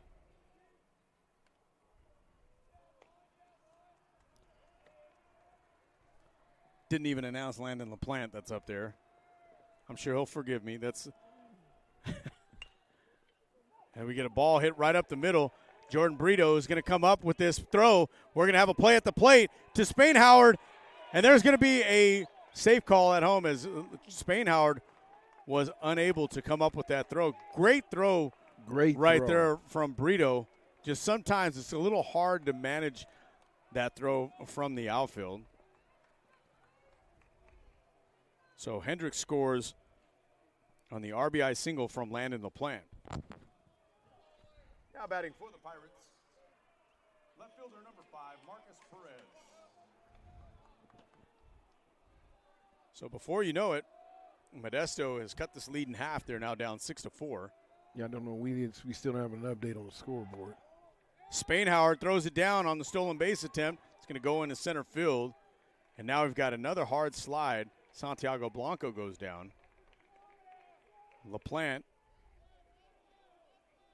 going to get credited for the stolen base, and Blanco hasn't gotten up yet. Now we're going to get a timeout for an injury. Coach Townsend's going to head out there just to check on his shortstop. Both his middle infielders have taken some bumps in this inning. Martin first and now Blanco. We're going to take a quick pause here as they check on Blanco. We'll be right back.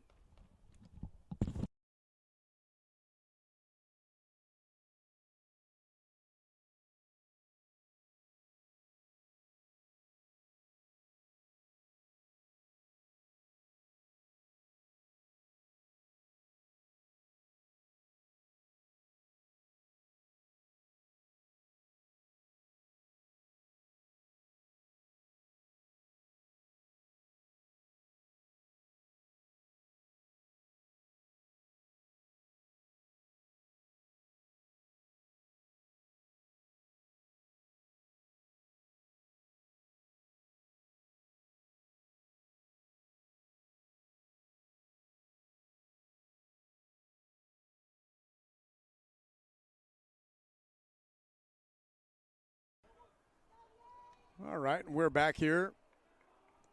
Top of the 6th inning. Renegades still up 6-4. Santiago Blanco has stayed in the game. Good hard slides for Modesto. It looks like we've got a new batter up here for Modesto.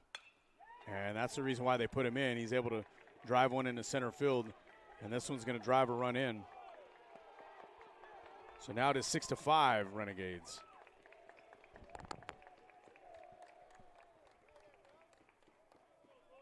Now batting for the Pirates, third baseman number 4, Ryan Silva.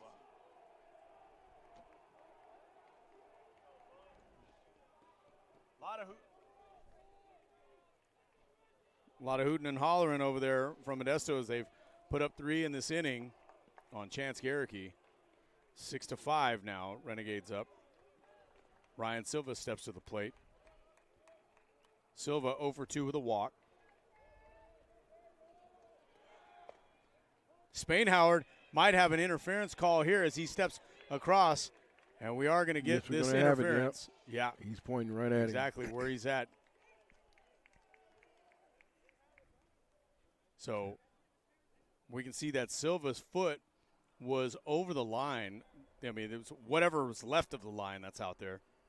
So he got in the way of Spain Howard, and then I think they're going to call. Yep, they're going to call an interference. So he's going to go back. And now Silva is out because of interference. So that's going to be credited as a strikeout for Silva.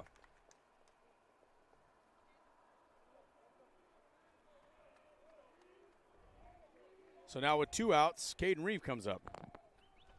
Now batting number 10, Caden Reeve. Quick snapback throw from Garricky over to O'Reilly. Caden Reeve steps to the plate.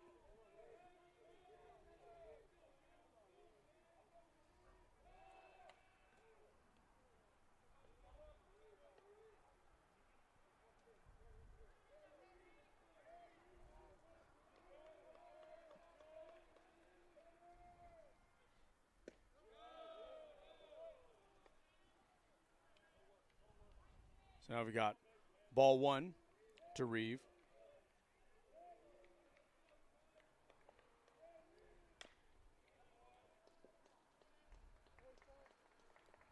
Foul ball over to the Pirates dugout. So it'll be 1-1.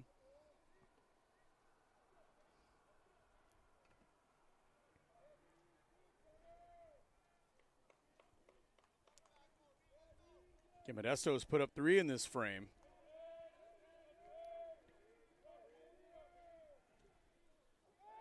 Check over, and that's going to be close. He's got him.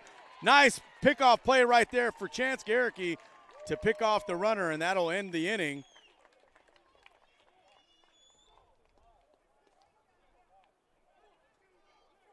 And a very interesting end to that inning, but they're going to take it. Renegades are going to head to the bottom of the 6th, up 6-5.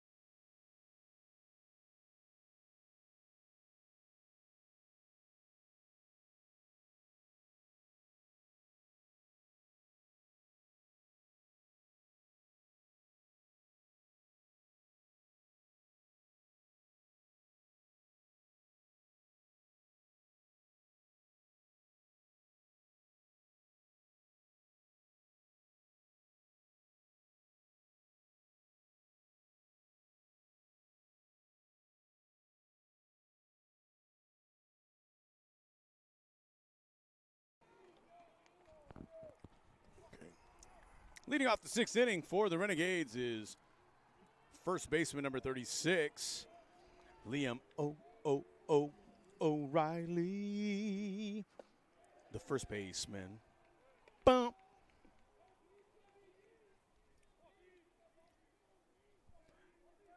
O'Reilly takes strike one.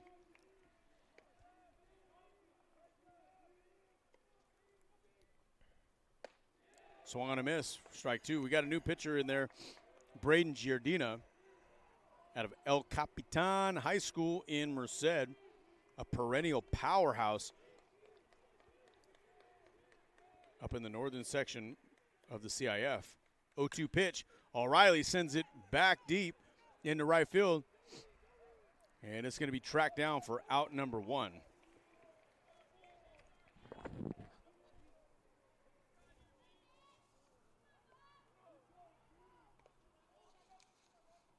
Now batting for the Renegades, number 25, Landon McDonald.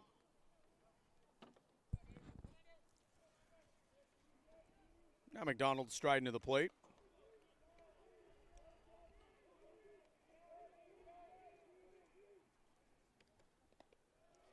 Ball way outside. Giardina tried a breaking pitch. Bit a little bit too wide.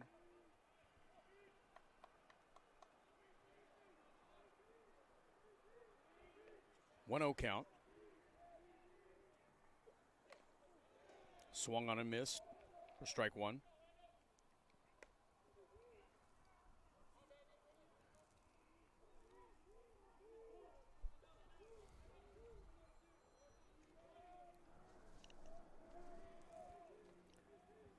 McDonald, 2 for 3 today. Had a home run and a double play. And tell you what, right there, Giardina's pitch landed about 5 feet in front of the plate. Right. Tried a breaking pitch. It's 2-1. And again, I always shout out my man Kevin Cooper, former assistant coach at East High and Centennial. He used to always say from the dugout, if a pitcher did that, hey, man, you need a cutoff? God. 2-1 with one out. Ball outside. The count is now 3-1. Good hitters count for a big bat in McDonald.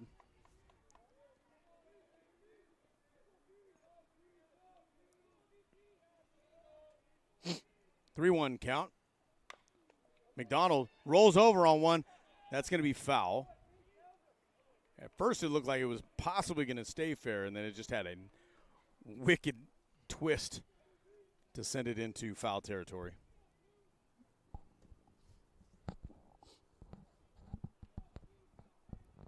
Tell you what, one of the things that I always admire about Bakersfield College and Collinsfield is how nice the grass is out here. Yeah, nice field for sure. And we got to give credit as well to the head groundsman out here who's able to take care of this field. Do you know who that is? You're going to tell me? Kurt Townsend, head coach. That's right.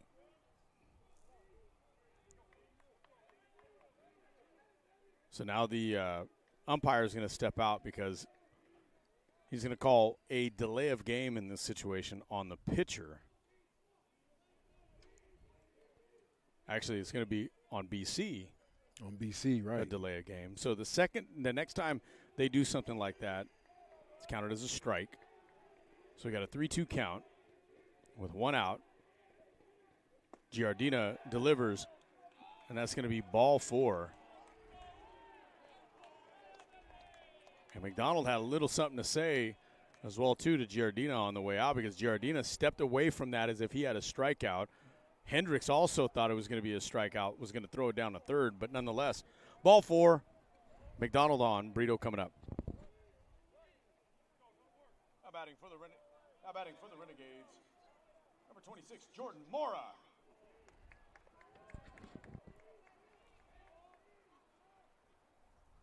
So McDonald's reached all 4 times today. Fielder's choice, a home run and a double. Now he's got the walk. Mora takes ball 1 downstairs. Mora, 1 for 3. Had that base hit up the middle in the first inning. Since then has grounded out third and short. Mora shoots it just past the first base coaching box. So the count's 1-1. Renegades started out hot. Got 2 in the first, 1 in the second, 3 in the third. And they've gone cold since then. And Mora shoots one just past J.R. Bedford into left field. And so now you got 2 runners on with 1 out. And the big bat of Luke Camp's coming up. Now batting for the Renegades, left fielder, number 27, Luke Camps.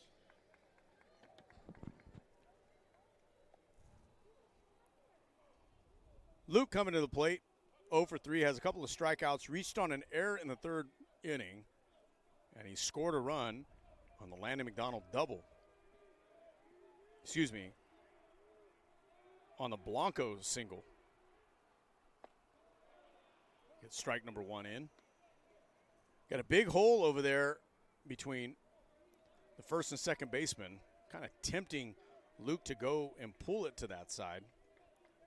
It's kind of what you want to do anyways. You want to hit behind the runner, be able to advance them. Giardina's pitch swung on a miss for strike 2.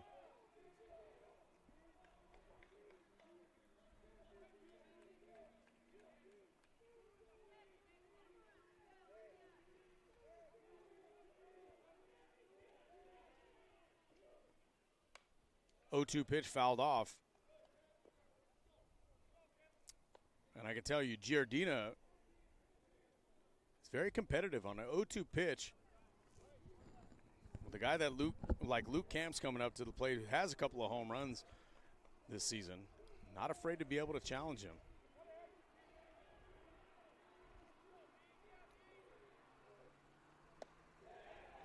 O2 pitch strong on a miss for strike 3, and Renegades now have 2 outs.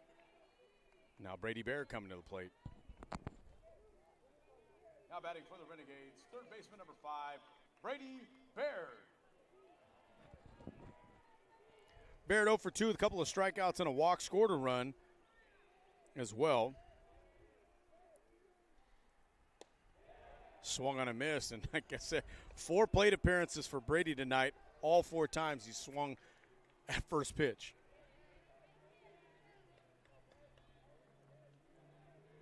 Hasn't seen a first pitch he doesn't like, Julian. Yeah, I guess not. 0-1 pitch from Giardina. Takes a little bit off, and Giardina wants the ball right back. He wants to work as quickly as he can. Gets right back up there. Brady Baird down 0-2.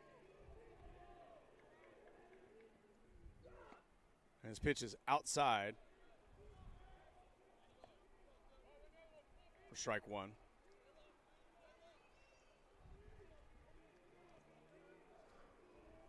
A lot of emphasis on that last pitch by Giardina.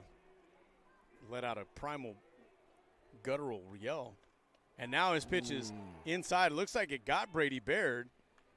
They're saying it didn't. They're saying it didn't. It hit him in the wow! I totally thought I heard it hit part of his back and part of his uniform, and that's one of those things that it's not reviewable. You can't really ask the base umpire. He's so far away. It's just one of those judgment calls. Well, we're going to take a look at it, so.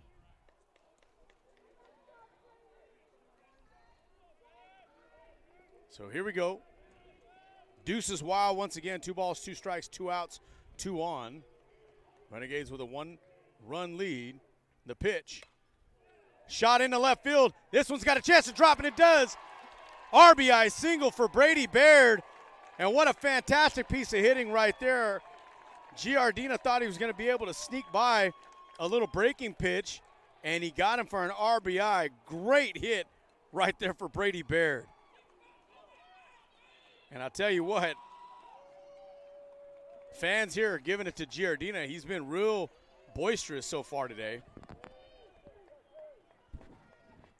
Now batting for the Renegades, number 15, Santiago Blanco. Now Blanco to the plate.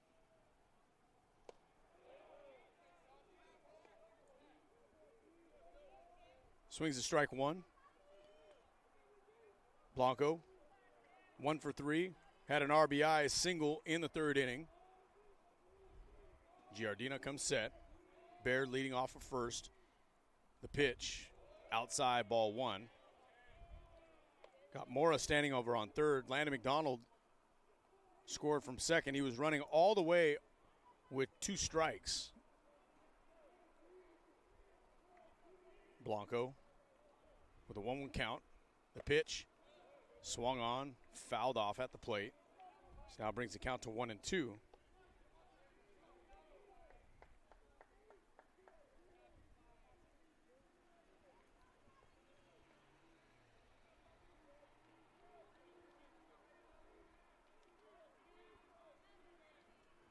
One-two pitch with 2 outs. Giardino with the pitch. Outside, called, strike 3, and that'll end the inning. But the Renegades were able to come back and answer, and they get a run.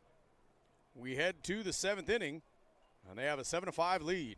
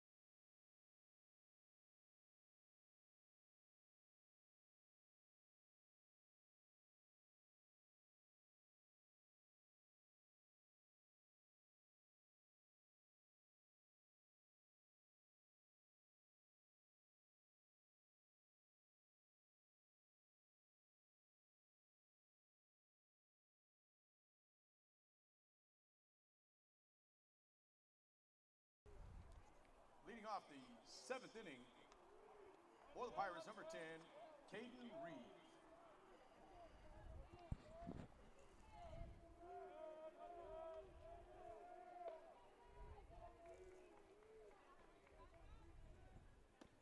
Top of the 7th here at Jerry Collis Field. Caleb Pinedo has come in relief. Second night in a row we have seen Pinedo. That closes the book on Chance Garricky. He goes out a winner so far if they can keep this lead after 6 innings pitched. Pinedo delivers ball 2 to Caden Reeve. Reeve was up the plate last inning when they picked off the runner at first. 7-5, Renegades with the 2-run lead. Fake bunt. Pinedo has not even been close to the strike zone so far coming into relief.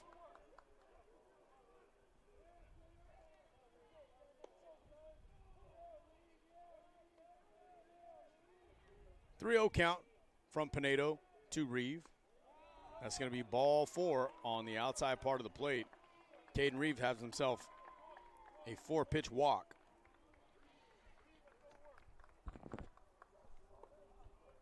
Now batting for the Pirates, center fielder number 26, Troy Morrow. Morrow steps to the plate. 0 for 3 so far today. Has not had A prototypical day for a number 3 hitter.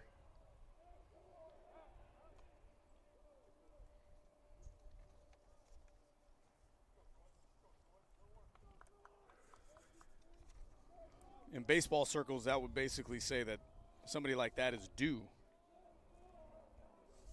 286 so far on the year into this game. And Pinedo does not get the call. Seems a little down. 0-1. Morrow grounded into a double play in the 5th. Popped out the 3rd and also grounded out to the pitcher in the 1st inning. Pinedo finally finds the strike zone after 5 pitches out of the zone. So 1-1. Reeve leads off first. Pinedo delivers, and it's fouled off to the right side. And as it's gotten darker here, it's gotten a little cooler, but because of the way in which the lights are shining down, makes it even harder to see the numbers. The numbers, yes.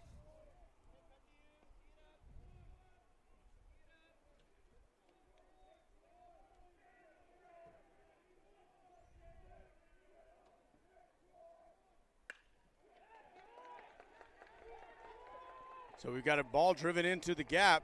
This one's going to score a run. Landon McDonald gets it in. It's going to be cut off by O'Reilly, but I'll tell you what, that's going to get right over to the catcher Spainhour, who throws out Troy Morrow, who was, I don't understand why he was even in the position that he was in. Should have been just content with having a no-out one-run double, but he gets thrown out at 3rd. But 7-6, Renegades now up. How about it for the Pirates' designated hitter, Jedediah Stang-Traeger. Stang-Traeger now coming up to the plate for Modesto. He does not go, checks his swing. Got 1-0 count. So Morrow, like I said, was due, and he cashed in on that, but was feeling himself a little bit out there. Yeah, exactly. Got thrown out. Well, he's looking at the scoreboard. Not to mention, let's talk about that throw from Landon McDonald. Landon McDonald was standing basically about where the American flag is out there. He's probably about, I would say, 20 feet from there. From that spot alone is about 360 feet, and he landed that thing right in the middle of the pitcher's mound and the batter circle. We get strike 1. You know, I would say that McDonald has definitely made his point with his arm. Oh, he's got an arm. He's definitely going to the next level. So you count that as a 8-2-5 if you're scoring at home. Strike 2 evens the count at 2 apiece. Stang-Traeger 1 for 2 has a double, a sac fly, and a strikeout.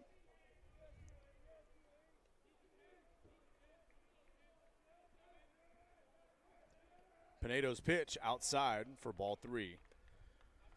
Renegades nursing this lead.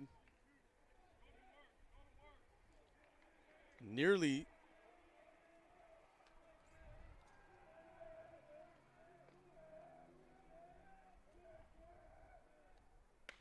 now he gets the ball hit to Brady Baird. Baird off of his keister, gets it over to first. What a great play right there. As he slides over, is able to corral the ball and get it over to O'Reilly for the second out of the inning. Fantastic play by Baird, especially after getting that RBI in the bottom half of the 6th inning. Usually, that's what happens. Get confident on both sides.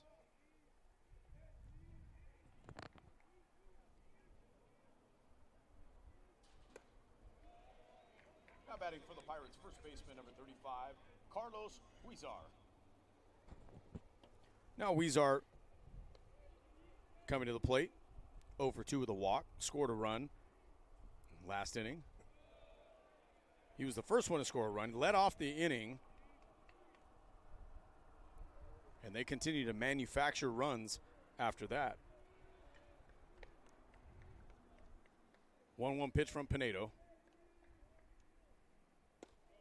Outside, ball 2.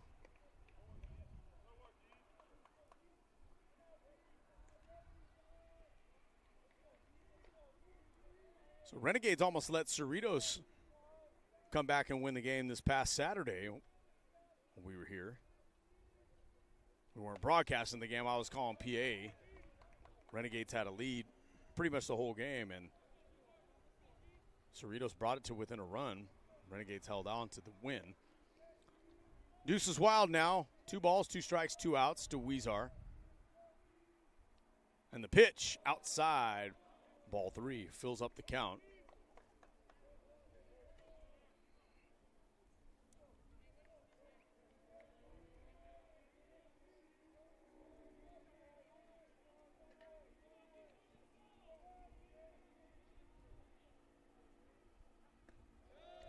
So now we've got a ball 4 and walks Weezar for the second time in a row. Now you got J.R. Bedford coming up. Now batting for the Pirates, shortstop, number 3, J.R. Bedford.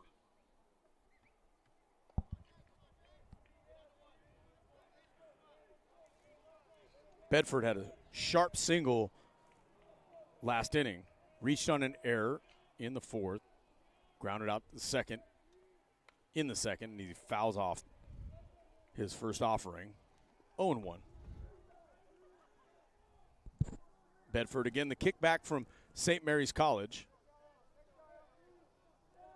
Also got another alum that I know from there, former football teammate of mine from my East High days, Victor Williams.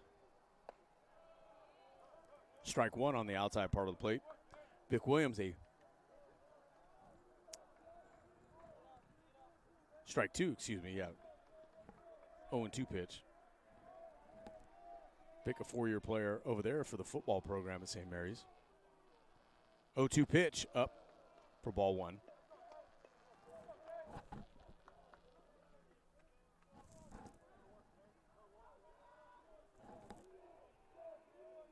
So now you got Pinedo coming set. 1-2 pitch with 2 outs. Weezar leading off. Ball up, just misses with that slider.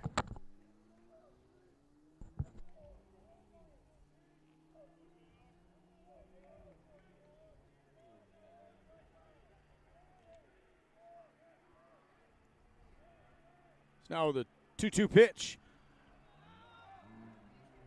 Bedford sends it up near the dugout, and it's just going to sneak foul. Spain Howard was right there, had a spectator and the best seat in the house right there by the home batter circle. So Pinedo's going to do it again with Deuces Wild up there.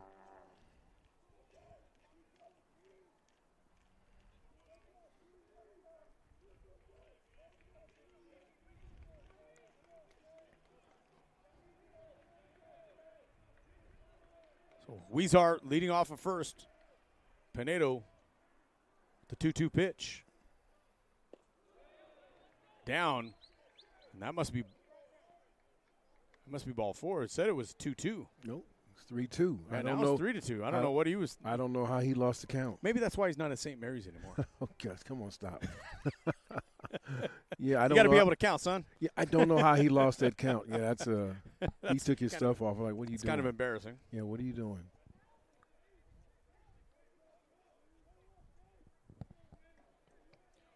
So now Bedford. So Bedford has to put all the gear back on, the protective gear, step into their 3-2 count, 2 outs. Weezar is going to have a head start over there at first base. So he'll be going on the pitch.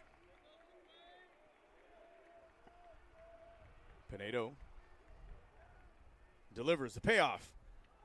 Ball driven into center field, and it's going to be a can of corn, as you call it, for Jordan Brito, and he retires the side. But Modesto gets a run, and they pulled it within one. 7-6 Renegades. We head to the bottom of the 7th as we stretch here at College Field.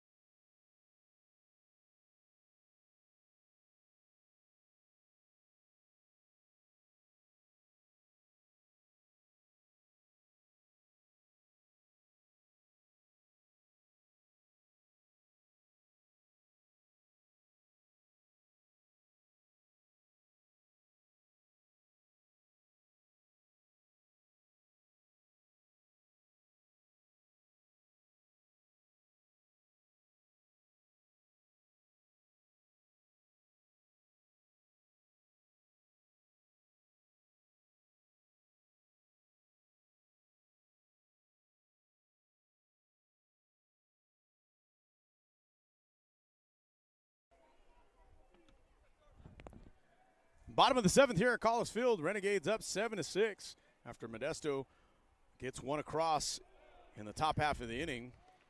Trice Spainhoward stepping to the plate.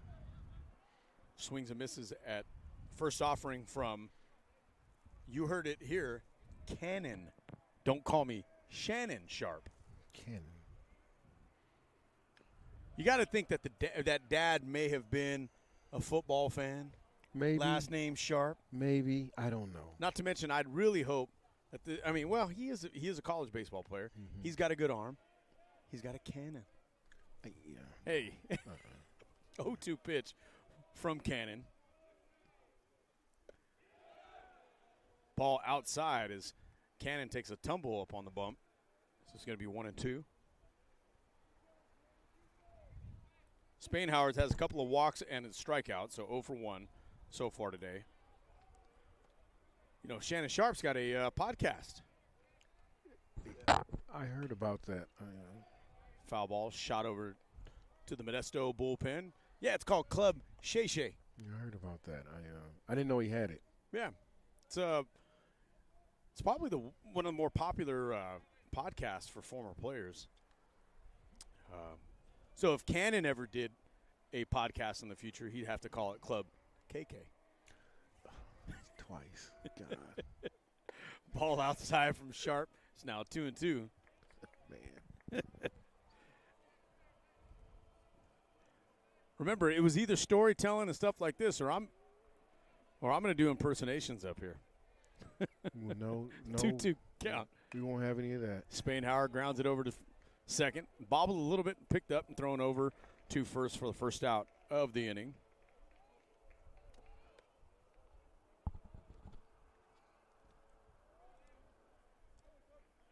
Now batting for the Renegades, number 2, second baseman, Nick Martin. Nick Martin stepping to the plate with one out here in the bottom of the 7th. Martin, a couple of walks. Grounded out to second as well, so he's 0 for 1 today. Fakes the bunt. Ball 1 on the outside part of the plate. Martin scored a run in the second inning, the only run for the Renegades. Got driven in by Jordan Brito. Swung on a miss for strike 1. Yeah, again, remember, I grew up, I listened to a lot of play-by-play guys in my time.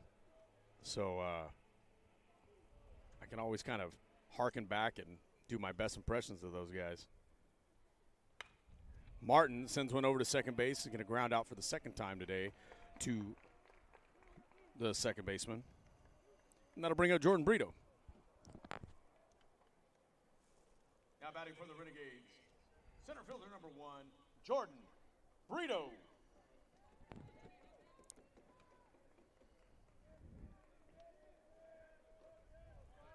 I'm sure you've heard of Harry Carey, old Chicago Cubs. Yeah, everybody knows Harry Carey, the glasses. Yeah, that's big glasses. Yeah. Once upon a time, I visited Chicago, strike 1 to Brito. Had some relatives out there. Went with my great-grandmother. I was lucky enough to have my great-grandmother for about 24 years of my life. She's a fantastic lady. But they wanted somebody to accompany her to be able to kind of wheel her around as we get strike 2 to Jordan Brito. And I went out there. One of my distant relatives, he was a producer for WGN in Chicago, and he used to do the baseball games. 0-2 pitch, swung on a miss, strike 3 to Jordan Brito, and that ends the 7th inning. Perfect inning out there for Cannon Sharp. We're going to go to the 8th inning. Renegades up 7-6.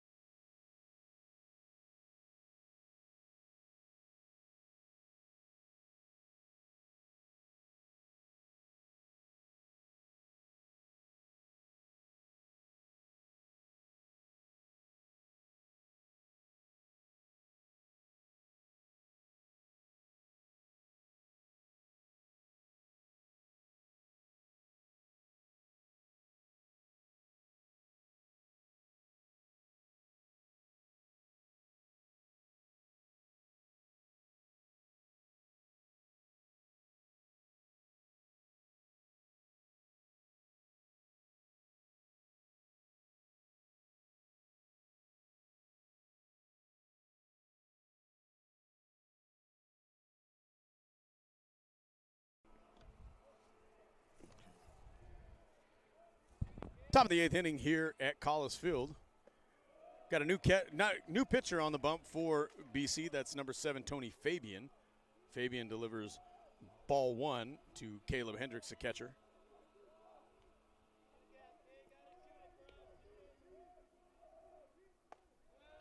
Ball 2 upstairs from Fabian.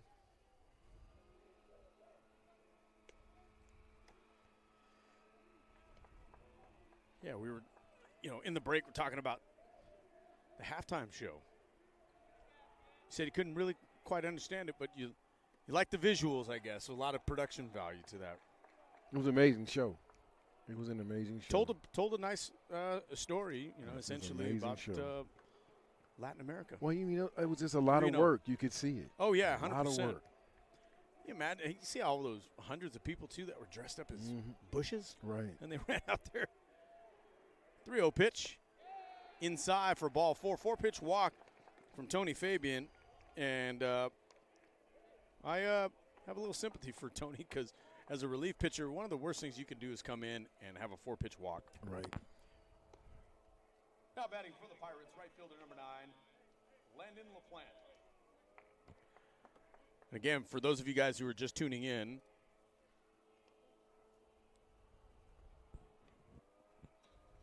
and now looks like we've got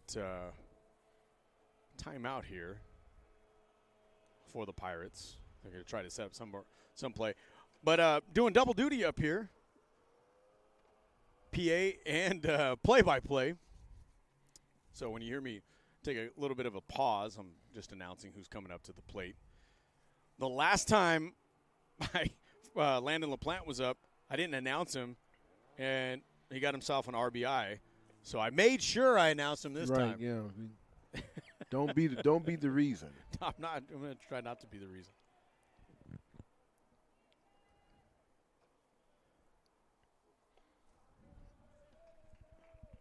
And I hope everybody is going to enjoy their Valentine's/President's Day weekend this weekend. I've got Monday off.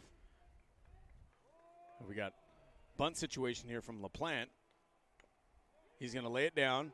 It's going to be fielded by Spainhauer, who gets it over to O'Reilly, who gets it out at first base, but advances Hendricks over to second. And fantastic work by Spainhauer to be able to bust it down to third and cover third base as Brady Baird was able to field that.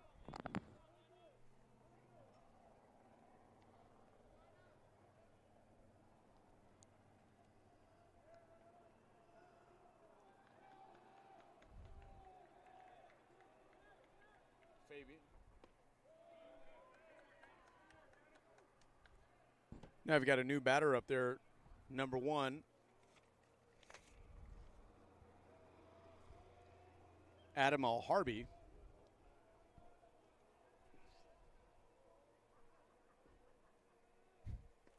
Now batting for the Pirates, number 1, Adam Al-Harbi. Al-Harbi comes in for Perez. He came in last time and got a base hit. Harvey listed as an infielder.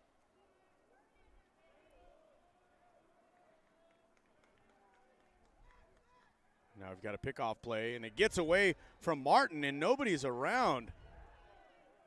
So Hendricks is going to get over to third, and basically they did for the Pirates what the Pirates wanted to be able to do. But now we've got, looks like we've got the base runner's going back. I'm not too sure. Oh, I think, what it was is that when he threw it, it might have, I think he stopped play. Oh, we stopped the play. They stopped play, yeah. Okay, so before there was a throwdown, they stopped the play because this was it was actually a pitch clock violation on the hitter. So here we go. 1-1 pitch upstairs for ball number 2. Again, all these new things with baseball as we continue to go along, pitch clock and all that stuff. We didn't have a clock. There were some guys that we used to play against that would take absolutely forever. Yes. Up on the mound. Ball's sent out to right field. Landon McDonald giving it chase, and he's able to get it in. And he look guns at that it. arm. What an arm! My. But it gets by Baird, Good backup for the pitcher. Tony Fabian was in the exact spot he needed to be at. And Landon McDonald, I got to tell you, I've been watching BC baseball for quite some time. I've seen a lot of fantastic arms. Landon McDonald may have the best of them. Yes, again, he's made his point with his arm. I don't know who could see him doing what he's doing and pass him up. Now batting for the Pirates, number 4, Ryan Silva. So Silva steps to the plate now. 0 for 3 with a walk. He was called out for interference last time, so it counted as a strikeout. We get strike 1 from Fabian. And I can tell you what, with a runner on third, if Fabian can get out of this against Ryan Silva, this is a huge, huge at-bat. Strike 2 on the inside part of the plate. And I can tell you this, unless Tony Fabian's got 99 miles an hour in that arm, this ball is going to be nowhere hittable. 0-2 pitch with 2 outs. Goes downstairs. Didn't think it was going to be close. Great job by Spain Howard to be able to block that. So we got a 1-2 pitch. 7-6. Renegades up in the top of the 8th inning. 1-2 pitch. Outside, call, strike 3. Fantastic job right there from Tony Fabian to freeze Ryan Silva and get out of the threat. Renegades are going to come up in the bottom of the 8th, leading 7-6.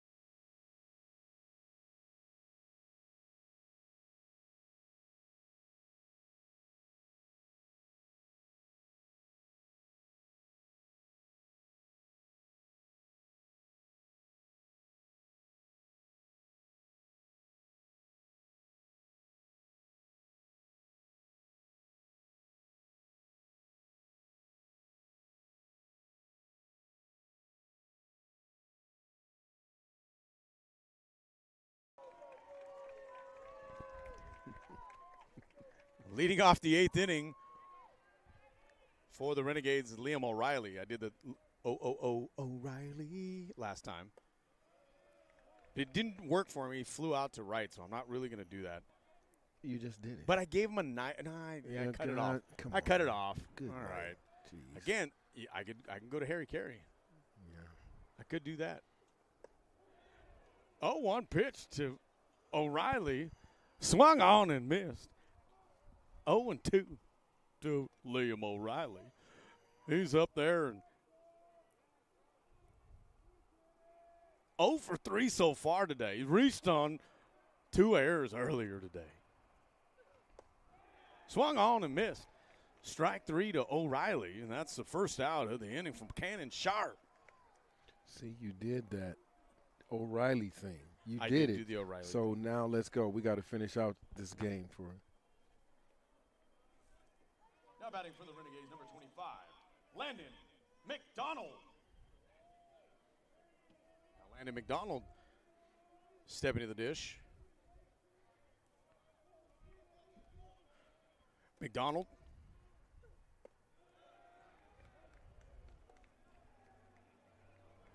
Two for three today. Walked in his last at-bat. Was driven in by Brady Baird. McDonald, 0-1 from Cannon Sharp. Just about to say Shannon Sharp. Mm-hmm. You know, if my name was Cannon Sharp, I'd wear number 84 out there. You're not going to ask anybody who's going to wear it? Yeah, hey, Coach, my dad named me Cannon Sharp. One of these days I'm going to have a podcast named Club KK as we get ground ball past the third baseman for the third base hit of the game for Landon McDonald. McDonald was not stopping, hesitated just a little bit, misplayed out there in left field, and I'll tell you why it was misplayed just a little bit. You got a guy out there playing left field who's normally an infielder. Now batting for the Renegades, designated hitter number 26, Jordan Mora.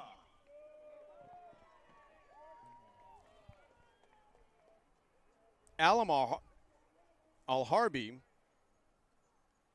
out of Seattle, Washington, O'Day High School to be exact.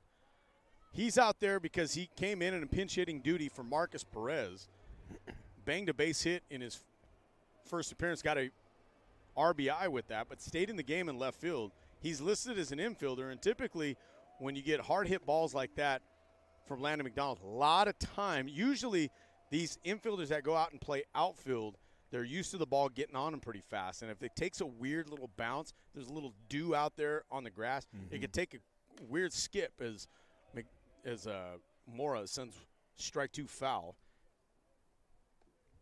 So Al-Harbi is out there. And not to mention, you go out there, he might not even have his own glove. If he's not an outfielder by trade, he's an infielder. He's got an infielder's glove.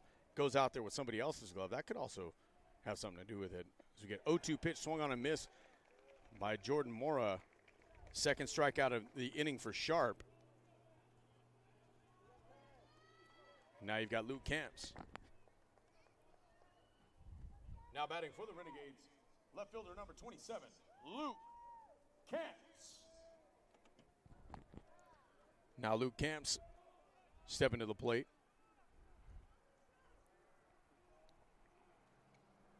Luke 0 for 4, 3 strikeouts. Reached on an error, scored in the third inning. Usually when you have 3 strikeouts in an inning, they like to call that the golden sombrero. It's a hat that you don't want to wear. 0-1 to Camps. Outside for ball 1. I can tell you, the Modesto pitchers really put everything into their pitch, so much so that they make noises when they throw sometimes. Yeah. I've noticed. That's the third time we've heard that tonight. 1-1 count, 2 outs. McDonald standing on second. Off-speed pitch is fouled off. Camps is going to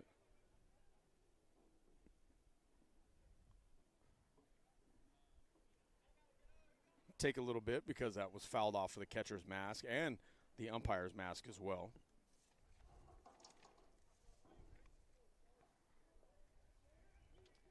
And you know, Luke Camps is actually they had him down as they had this as Luke Camps hitting. This is Luke Shaw that's batting. I'm glad we got that. Got to be able to make sure that we've got the right one here. Yeah, Camps started. Now we got Shaw in there. And Shaw strikes out swinging. So now we got a lot of hooting and hollering after Cannon Sharp strikes out the side. They cleared the bench as if the game was over with. So we're going to go into the 9th inning. Renegades up 7-6. We're going to take a quick timeout and come right back with the 9th inning.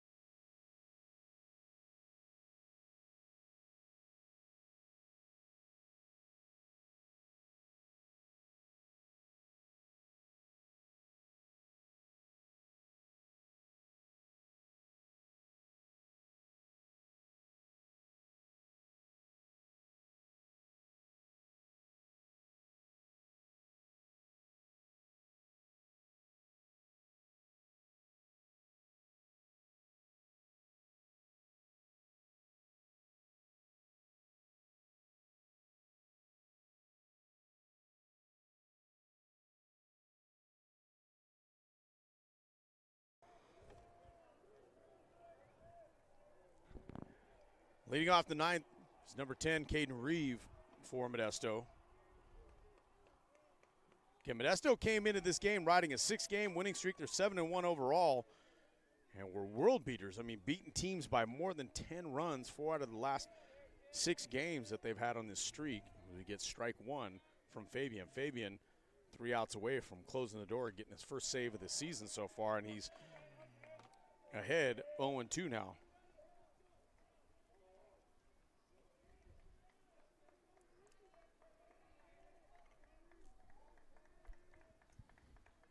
So 0-2 pitch from Fabian.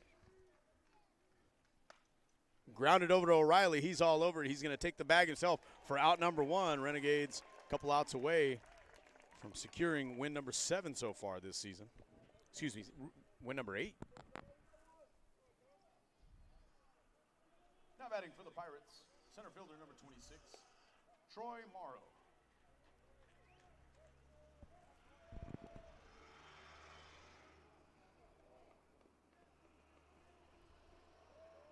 Morrow, 1 for 4 today. Had the double in the last inning, and then got himself caught in between second and third and got thrown out at third. But he drove in a run to get the game within 1 run.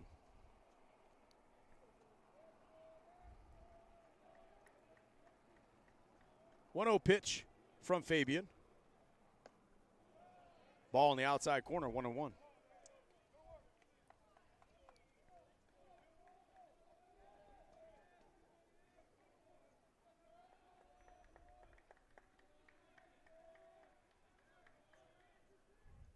One pitch sent into left center field. Brito gives it some chase, but that's going to find a gap. This is going to go for 3, and he's going to be in there sliding. Brady Baird is able to come down. So a triple from Troy Morrow after getting a double, and Morrow is getting hot.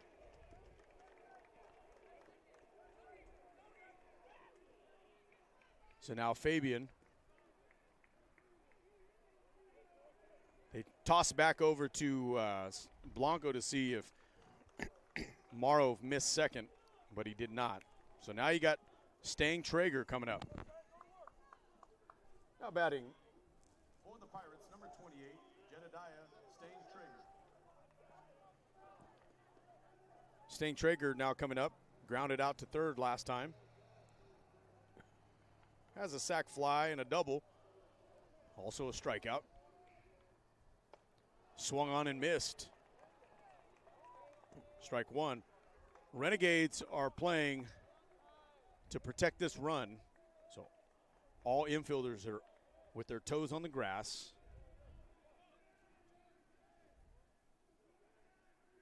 0-1 pitch. Grounded back to the pitcher. Oh, he had an opportunity to possibly go over to third, but he goes over to O'Reilly instead. I tell you, Morrow got caught. He slipped and fell. Yeah. But good idea from Fabian to not go over there. He wasn't sure if he was going to get the out or not. Now batting for the Pirates, number 35, Carlos Huizar. Carlos Huizar now standing at the plate, down to their last out. Pirates down 7-6. Tying run 90 feet away. Swung on and missed from Tony Fabian. 0-1's the count. There's another saying when it comes to baseball, Julian. I'm going to teach you some lingo. When in doubt, get the out. And that's exactly what Fabian did. He was in doubt, so he goes over to first. Fired it over there. Strike 2. Swung on and missed to Huizar. Renegades are 1 out away. And when you're like this, you got to stand up. At least I'm going to stand up. 0-2 pitch here, Fabian to Huizar. 7-6. Top of the ninth, 2 outs. Fabian's pitch swung on and fouled off into the parking lot. We're going to do it again. High drama here at Collis Field.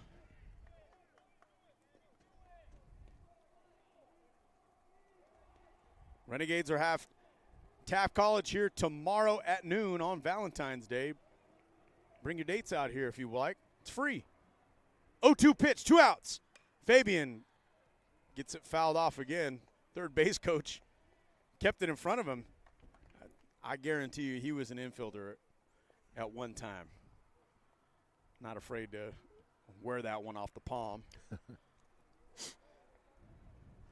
Slick helmet over there as well, too. All right, here we go, Renegade fans. Tony Fabian's asking for a different ball. Trying to see if he's got one that's a little bit more rubbed up.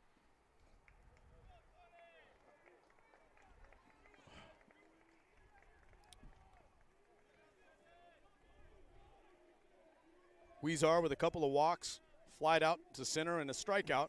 Here we go, 0-2 pitch, 2 outs. Fabian delivers.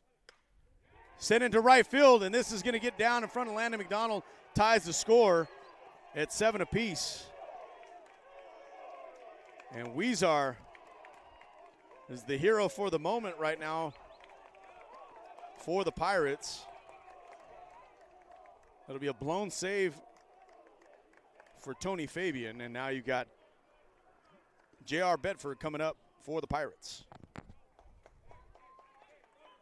Now batting for the Pirates, shortstop, number 3, J.R. Bedford. Now it looks like there's going to be a runner that's going to come out and run for Huizar.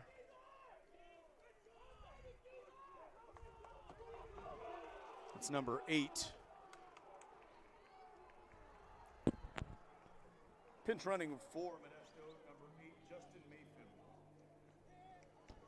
Justin Mayfield entering the game, running for Huizar. So J.R. Bedford up there with 2 outs. Renegades looking to end the inning, get to the bottom part. If they're going to win, it's going to be in a walk-off fashion. Ball struck into right field, and that's going to get through. Mayfield's going to head over. He's going to test the arm of Landon McDonald. It sails over the head. Fabian is going to have a throw home, and that's going to be a go-ahead run, 8-7. Landon McDonald, we've seen it all game today. He's been really showing off the arm, and a little bit too much adrenaline pumping right there. And he overshot Brady Baird by about 10 feet. I mean, he threw it. Yeah, and Fabian was back there, but was not in the – I would say he didn't anticipate that the throw was going to be from that angle that far up the line. So he did what he could to try to get the out at home plate, but nonetheless, no RBI credited to Bedford on the error. Now batting for the Pirates, catcher number 25, Caleb Hendricks. Now Hendricks comes to the plate with Bedford at second. Fouls off, strike 1.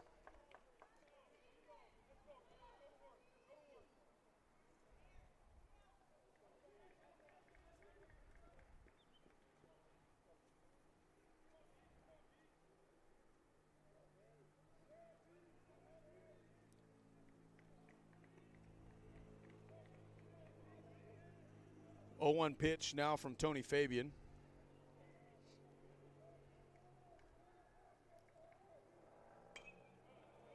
Hendricks fouls it off. Second time at the plate for Hendricks so far in this inning. Excuse me. Oh, it's because I've been keeping score in the wrong boxes, of course. Trying to do a few things at once.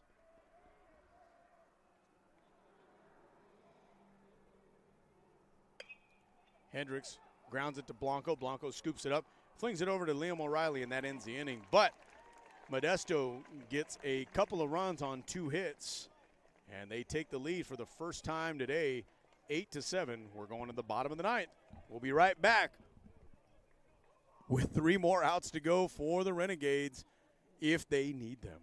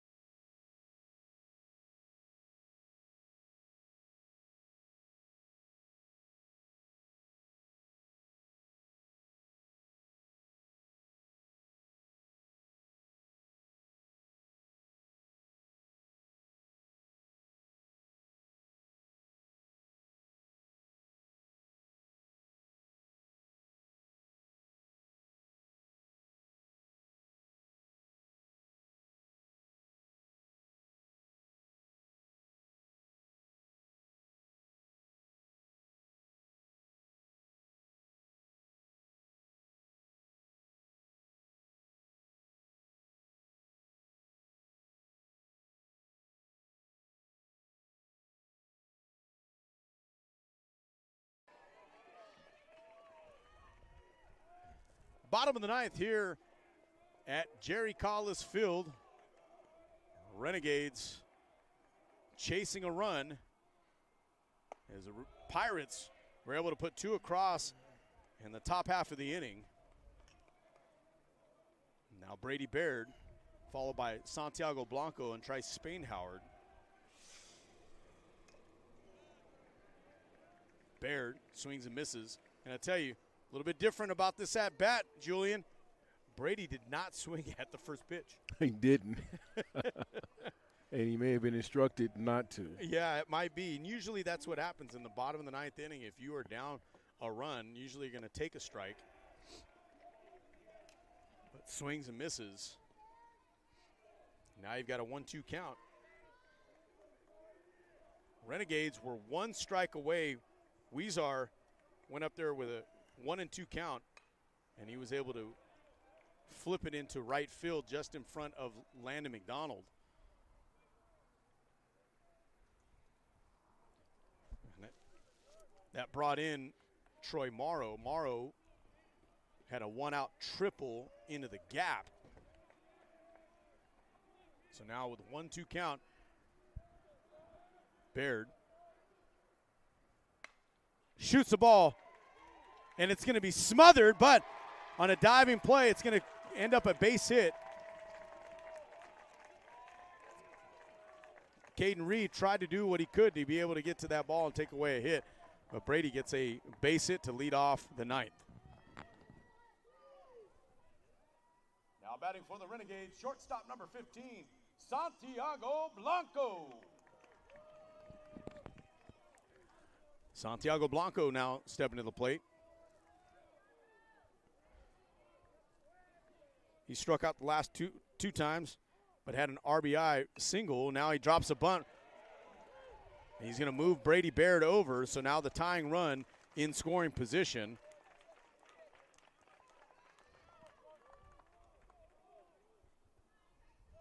Now brings up Trice Spainhoward. Now batting for the Renegades, catcher number 16, Trice Spainhoward. Spainhoward 0 for 2, has a couple of walks.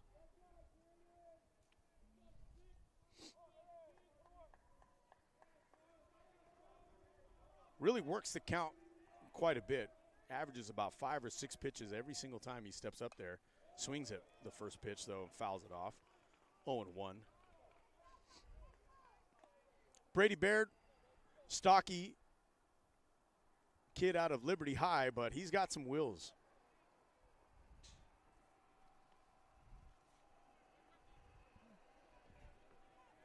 Officially listed at 5'9", 170. Sharp delivers outside, called strike 2.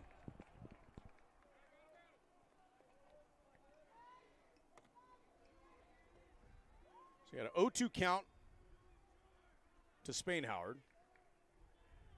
Baird with a short lead at second. Bedford gets off. Ball 1, way up and out.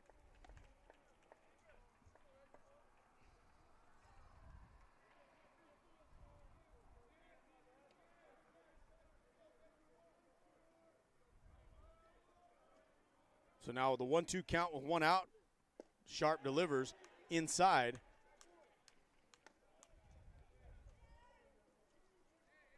And now you've got a little chatter here between Hendricks and Spainhoward. No kidding. Umpire stands right in the middle of them. Last couple times I've been here, there's been some fireworks. Last week against Cerritos, the same thing. 1-2 pitch. Spainhoward fouls it off. Excuse me, it was a 2-2 pitch.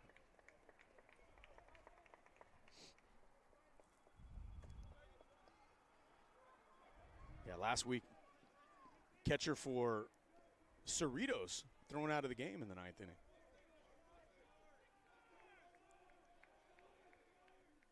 Spainhoward with 2-2. Sharp delivers and spoils it once again. And I'm telling you, Spainhoward sees a lot of pitches. Mm-hmm. And that will wear on pitchers. I tell you, if I could get out of an at-bat in less than 4 pitches, I wanted to do that. I wanted to be as efficient as possible. Anytime you get into that 6, 7, 8 pitch range, I mean, right. the advantage now is in the batter's hand. They've seen a lot of pitches, and they're able to dial you in. 2-2 pitch. It's going to get by Hendricks. And now the tying run is 90 feet away. And see, this is where having home field is actually pretty advantageous for BC because they're all over this catcher. That's right. He barked a little bit at Spain Howard. Yes. So he is public enemy number 1 out here at College Field. So Brady Baird now with a 3-2 count, 1 out. Infield is in. Ball 4 for and Spain that Howard. Catcher did not and like he that. did not like it one bit. Now batting for the Renegades, second baseman, number 2, Nick Martin. Now Nick Martin stepping to the plate, and I'll tell you what, that is a quality at-bat right there for Trice Spain Howard. He was down 1-2 in that count, fouled off 3 pitches in that at-bat, seen a total of 8 pitches before he got that walk. So amazing job right there. Not to mention, he laid off a pitch that got him an extra pitch, which got away from Hendricks and got Baird over to third. Well, it's just like you said, the advantage became the batter's advantage once he got past 5, 6, 7 pitches. So now with 1 out, the Renegades really have some plays that they can put in to sequence here. They've got first and third plays, so they could potentially steal with Spain Howard to get him over in the scoring position. He's the winning run, which could induce a throw from the catcher. If that gets away or anything like that, if Baird gets a good jump, he could score. There's a lot of stuff going on. First pitch, strike 1 on the outside corner to Martin. Martin also has the ability, if he wants, to possibly lay down a bunt with 1 out, squeeze a runner in. So we'll see. Martin 0 for 2, 2 walks.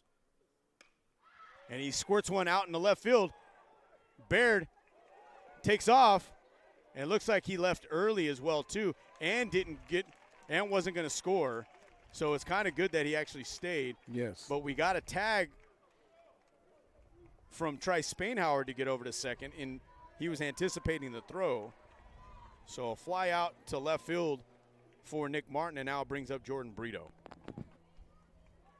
Now batting for the Renegades, center fielder number 1, Jordan Brito.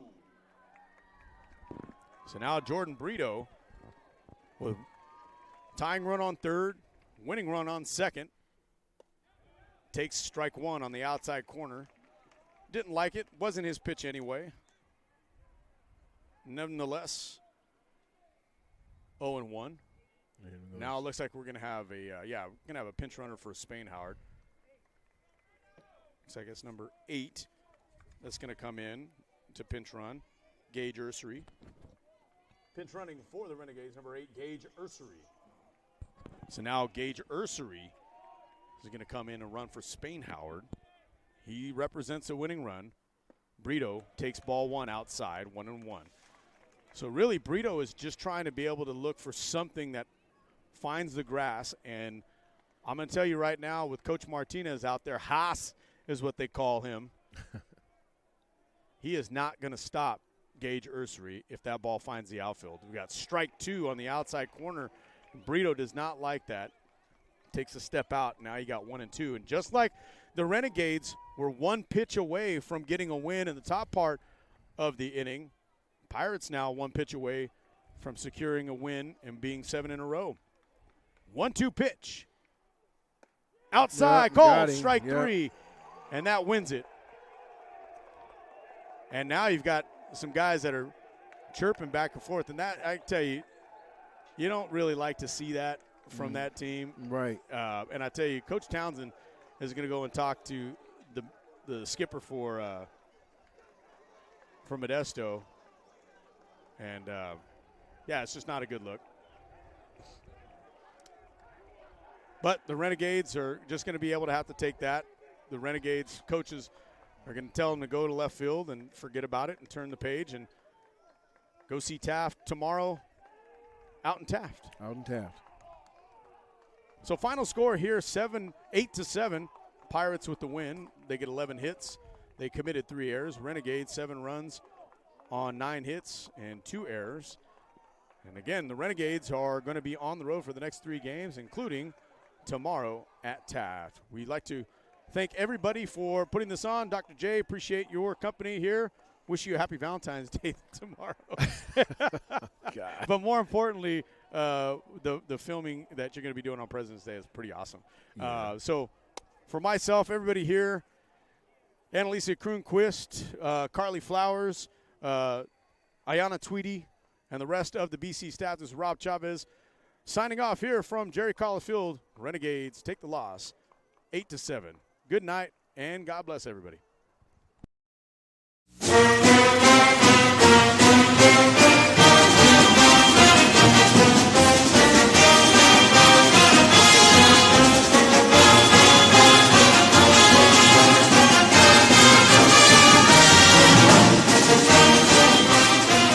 Bakersfield College Athletics thanks you for watching this broadcast. For more BC Athletics sports videos, highlights, and replays, subscribe to Bakersfield College Athletics on YouTube. And for news, live broadcasts, and schedule information across all our sports, visit GoGades.com.